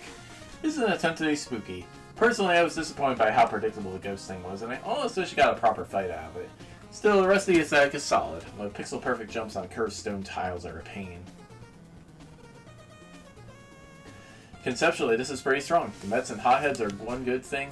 They work great with the grass, and I adore the toe grass when hothead sees you, but Lantern Joe is a pleasant standout. Instead of just another tedious shield guy, they ended up being cool dodging challenges in disguise, which I adored. Unfortunately, the one-eyed bats seem like an afterthought in comparison. They're not badly used in any stretch, but one of the bats is still just a regular bat. This is evidently what got the least attention of the enemy batch. As far as gimmicks go, it's only got 2 significant ones. The drop platforms are great. The flyable grass, solid concept, but not a lot of variety in how it's used. But the real issue isn't variety, it's length. Good grief, this level is long. The cave section has the right idea, starting off with only a few pieces, but 2 to 3 enemy types in one gimmick are not enough to sustain the first half or 2/3 of this about 50 screen stage. The bosses are also longer than usual, and the level's final token is especially lengthy. You have to get the second token's key, survive the climbing room, brave the several screen-long Starfield death trap with every gimmick tuned up to the top, and fight a multi-phase bonus boss. You do all this for a token and some lore. Even with checkpoints, that's too much and it absolutely hurts the level. But despite that mess of a token, I ultimately enjoy this. After the Big Chanky is defeated, itself an alright boss despite the repetitive first phase, the experience picks up massively if the Lantern Joe and the drop platforms show up. And Lantern Man himself? He's such an excellent boss fight that it makes up for the ghost story being kind of a letdown. He makes great use of his 3 health bars to spread out his abilities, and he's one of the only shield bosses I've fought that doesn't annoy me to death. There are issues with the level length and the adjusting, but as a whole, I enjoy this. Good work. I have a soft spot for spooky levels. It always feels like a theme that the official series sorely overlooked, with Shademan being the one exception, so I'm happy to see a stage try to do something along those lines. The aesthetics are certainly on point for this type of theming as well. But the overall look of the levels is holds it up rather nicely. Speaking of which, the enemies are another point of interest here. I like the general ideas behind most of them, especially with how they can set the grass on fire. That said, it's also very easy for those sections to get out of hand, mostly thanks to the jumping fire tackles that the hotheads produce. They're not impossible to deal with by enemies, but the sheer rate at which the hothead can throw them out, coupled with Hothead himself being a somewhat tanky enemy, makes them more annoying than not. I think those enemies being mostly absent for the second half of the level is why I ended up enjoying that part a lot more. That's also not to mention Lantern Joe, who is probably the most unique enemy here. I ended up having a lot of fun trying to play around him a lot on the Shadow Man platforms, which is actually a little surprising to me in hindsight. I usually hate gimmicks that more or less reset your progress while going up big vertical areas, but thankfully that wasn't the case here. No. That's probably thanks to how manageable Lantern Joe ends up being, even with the other gimmicks and enemies at play here. Just as long as you take your time and don't rush things where it's not necessary. Outside of the tackle fire, sometimes making things a bit hectic, I'd say I enjoyed the main section of the level. Sadly, the side areas of the level are where things get a bit more mixed. First, there's the MaGMML3 challenge. Well, it's not too hard to get through. You can easily find yourself in a situation of having to redo it should you happen to die after grabbing the key. That said, the secret area said key leads to is pretty good. It's a short set of tough but fair platforming challenges, with one exception being a rather frustrating hothead encounter early on, as tackle fires really don't mix well with the Shadow Man platforms. That one bit aside though, I thought the secret area was fine. The secret boss lets so. While his custom attacks are fine and actually kind of fun to avoid, the same can't be said of his default attack. Woodman's falling leaves have always been very finicky to avoid. This made even more of an endurance test for damage race here thanks to him having 2 health bars. I also found the reward you get for beating him, 1 token and some lore implications, to be pretty lackluster. Thankfully, the level ends on a high note with its main boss. Lantern Man is a pretty straightforward but still entertaining fight. Admittedly, I didn't quite understand some of his attacks at first, but once I realized how consistent his moves are, he always goes to the center of the room before attacking, his assists always try to home in on you after a slight delay, his other projectiles always come out the same way, etc. Everything suddenly clicked with me and I learned to really enjoy his fight. He also strikes an interesting balance with his multiple health bars and the increased damage he takes. He doesn't go down too easily in spite of that, but it doesn't feel like he overstays his welcome either. Overall, even though it's side content, has a few rough edges, I still really enjoyed my time at this level. It's got good enemies and aesthetics, interesting enemies, and a really fun mini-boss and end-boss to boot.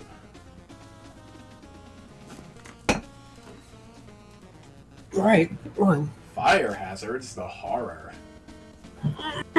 Yeah, cool. I like the small story going on with the Witch Hat Girl. The sprites are also well done, and a nice touch to make existing enemies more dedicated to the Halloween. Go now when you're bugging me to go out. You don't always need to take something outside, you know.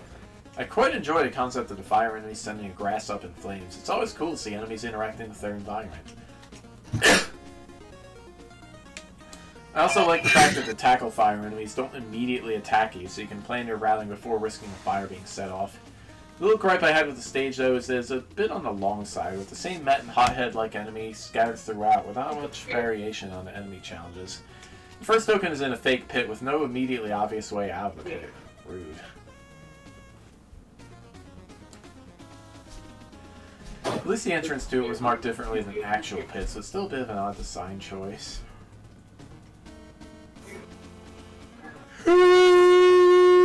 Stage music can get rather annoying after a while with that same sample playing constantly high energy.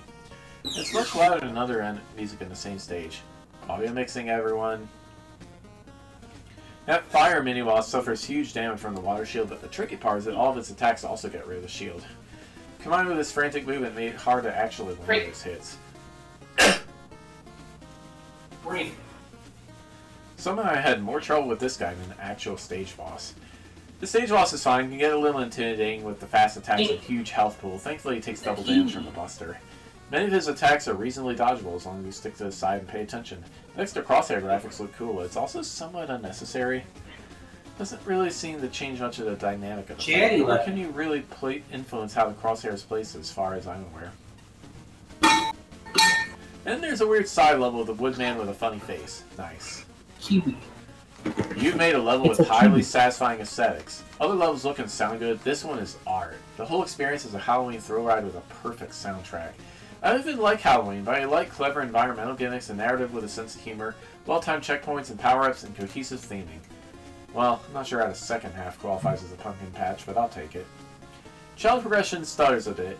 It's a smooth upward curve, then flattens out, then dips rather shockingly, then quickly ramps up again. Challenges themselves are clear and well-structured, but often border on cheap and overly demanding, especially in a buster-only run. Lots of proximity-triggered enemies on ledges, gaps that are almost too wide to jump across, and long stretches without a safe place to rest. Fortunately, special weapons help tremendously. The water shield is perhaps too good. The custom enemies are initially a treat, but start to go stale at the end, especially if you pursue all the tokens. A level this long needs at least one more enemy type. Lantern Joe could use a little polish. Magnetic Shockwave makes his lantern disappear and he doesn't flash when damaged. Mini-boss projectiles should disappear when the mini-boss dies. That said, the Fireball mini-boss is a fun break. I could do without Woodman. I don't get the reference, so that whole digression into the portal zone feels highly disruptive. Plus, it requires getting the difficult magnet beam token in the same setting. Lantern Man is a fitting end to the level, albeit a smidge too frantic for my taste. Also, please consider donating some health bars to charity. 7 health bars across 2 bosses and a mini-boss is overkill. And some color choices are indistinguishable to my colorblind eyes. Fun fact, this is the first stage in the Judge EXE. Whoever did that is getting fired. I know some sticklers might be off about the mix of Red Book audio, transparency, etc.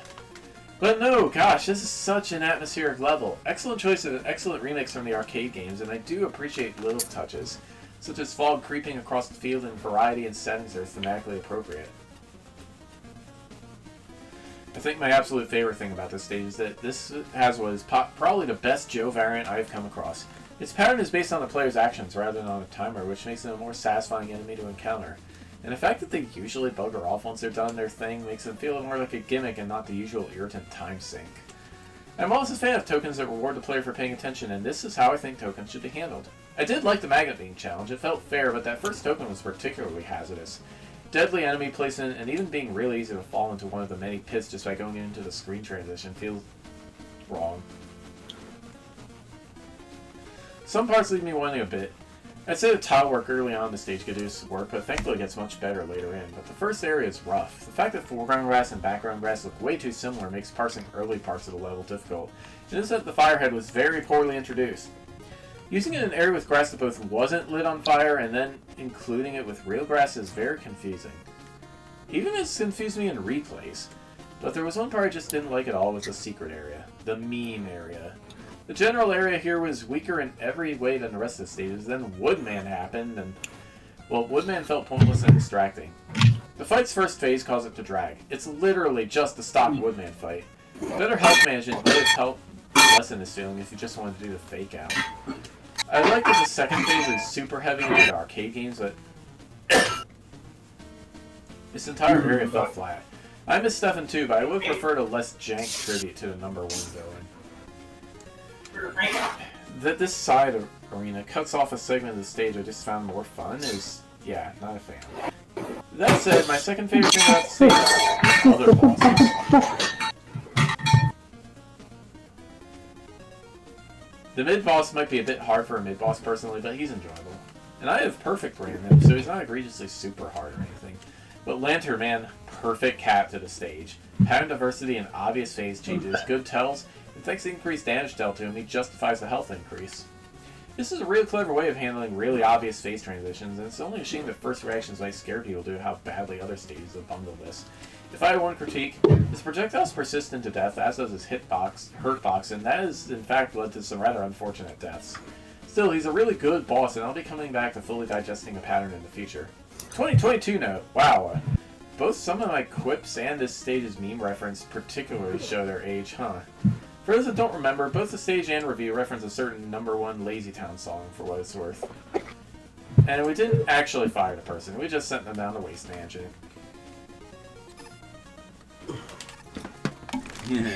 11:52.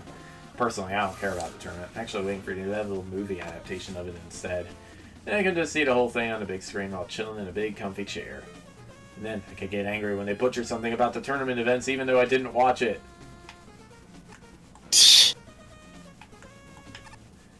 Woo! The best part of any premiere is definitely the roll across the red carpet. I don't mean that metaphorically. I'm not lame like everyone else. I drive across that carpet popping wheelies. Sometimes I slip up and someone gets hurt, but it's okay because I always look extremely cool when I do it. Mega Man! Pick your poison. World famous Canadian actor Lucas Lee. What a man. You know, my boys are subcontracted to build some sets for this movie. Could tell the mucker was crazy for me. Can't blame him. If I were any hotter, I'd be a safety hazard. Pay wasn't the best, but I did get to take a sign just like this back home. Fury, Alpine Weather Institute. This is outrageous. A handsome movie star such as I should be getting a discount on the food and drink, don't you think? And I should get the promotional cups and toys for free, too. What's with this slow and molasses way of popping popcorn in this place? We got a way better idea. We'll cook it all in an instant. Explosions! That's instant heat, baby. All of it pops at once. Why do you have to both work the cash register and beat a popcorn machine at the same time? They aren't paying me enough for this. No way, is that the Bastion at my concession stand? This is the best day of my life. Wait, you're participating in the tournament, right? I've been too busy serving slushies to compete, but since you're here, can we please have a friendly battle together? Promise it'll be worth your time. Let's do this. Shit. Woo! Now let's fight somewhere empty.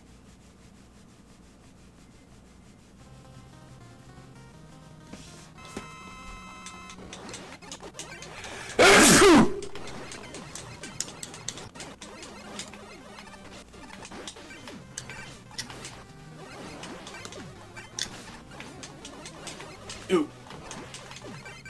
Ow, ow, ow. Ah! He catches you when you dodge that. Oh, he's getting faster. Ooh.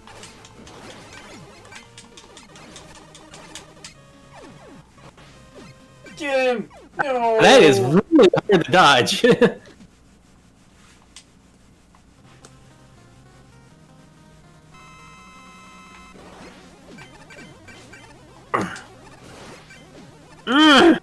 I get stuck.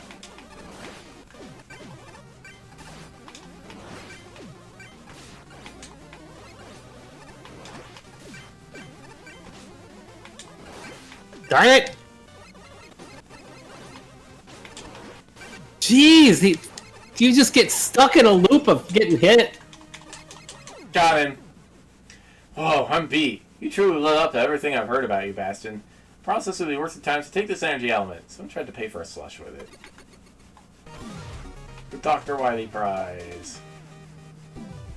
Relics of victory. Sweet.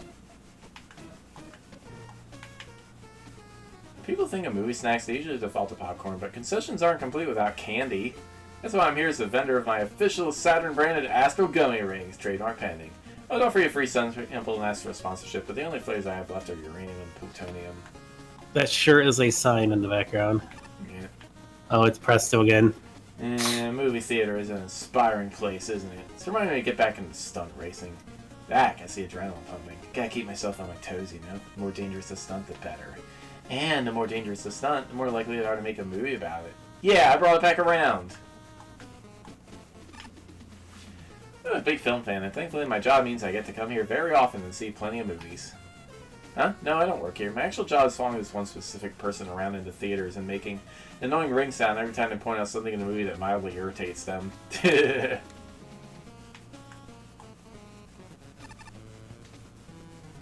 Why do we keep talking to Element Man? Just in case there's something for talking to him each time. Yeah, the Proto-Man.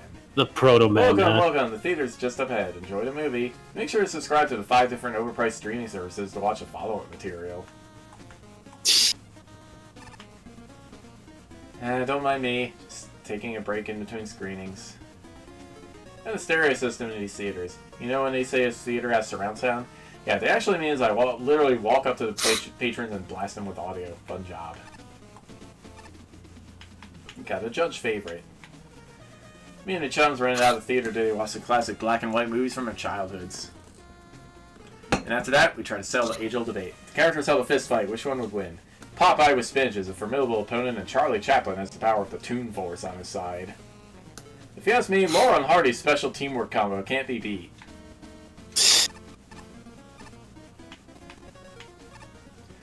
I know what you're thinking. Don't worry, the only reason there's a mech here is because it's a promotion.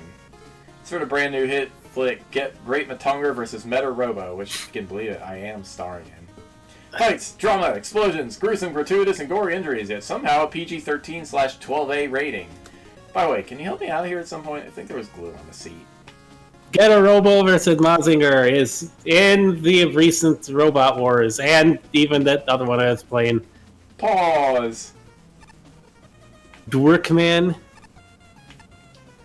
Now maybe he's seen as a cheap copy of a certain other robot master due to my name, despite our tenuous legal resemblance. But that has at least landed me plenty of work as a stunt double in samurai movies. Funny how that works out. Films nowadays may be able to use robotic illusions that are other trickery to get the job done, but where's the fun and magic in that? I say we should put more focus on spectacular actors such as myself. In fact, I think that I should star in every movie.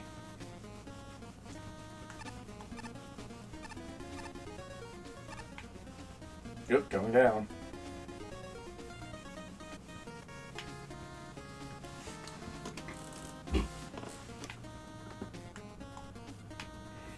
You'll never believe how much footage we editors leave on the cutting room floor, so appreciate our work. Fun fact, one time I stuck some hilarious footage of an actor slipping on a banana peel into the final cut of the movie. Which movie? Well, you'll just have to wait and find out. It'll strike you when you least expect it. I started my career as I started in many a parody and pastiche film, but I've changed my tune. Now my favorite kind of movies to be in are desolate, deeply reflective art house films. I think I fit right in with that vibe, don't you think? The amount of action flicks on display here makes me sick to my stomach. Do people realize how much waste is created in pursuit of spectacle? Thousands of trash cars, buildings, and robots, all for a few seconds of adrenaline in a dark room. Popcorn is acceptable, however. I will give Ernest that.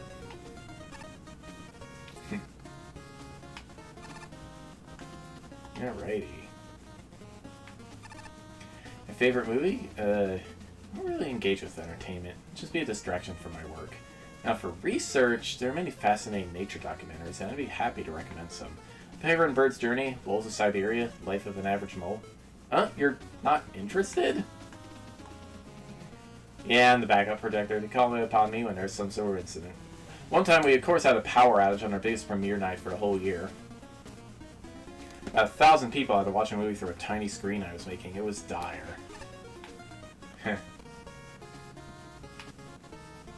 Alright, well. Crowned. Okay. Hey, okay, I guess that's it for tonight then. Yeah. Because it is midnight. Alright. Xenoblade. Xenoblade! Tomorrow I should be around. It depends on how bad this storm gets. Oh boy.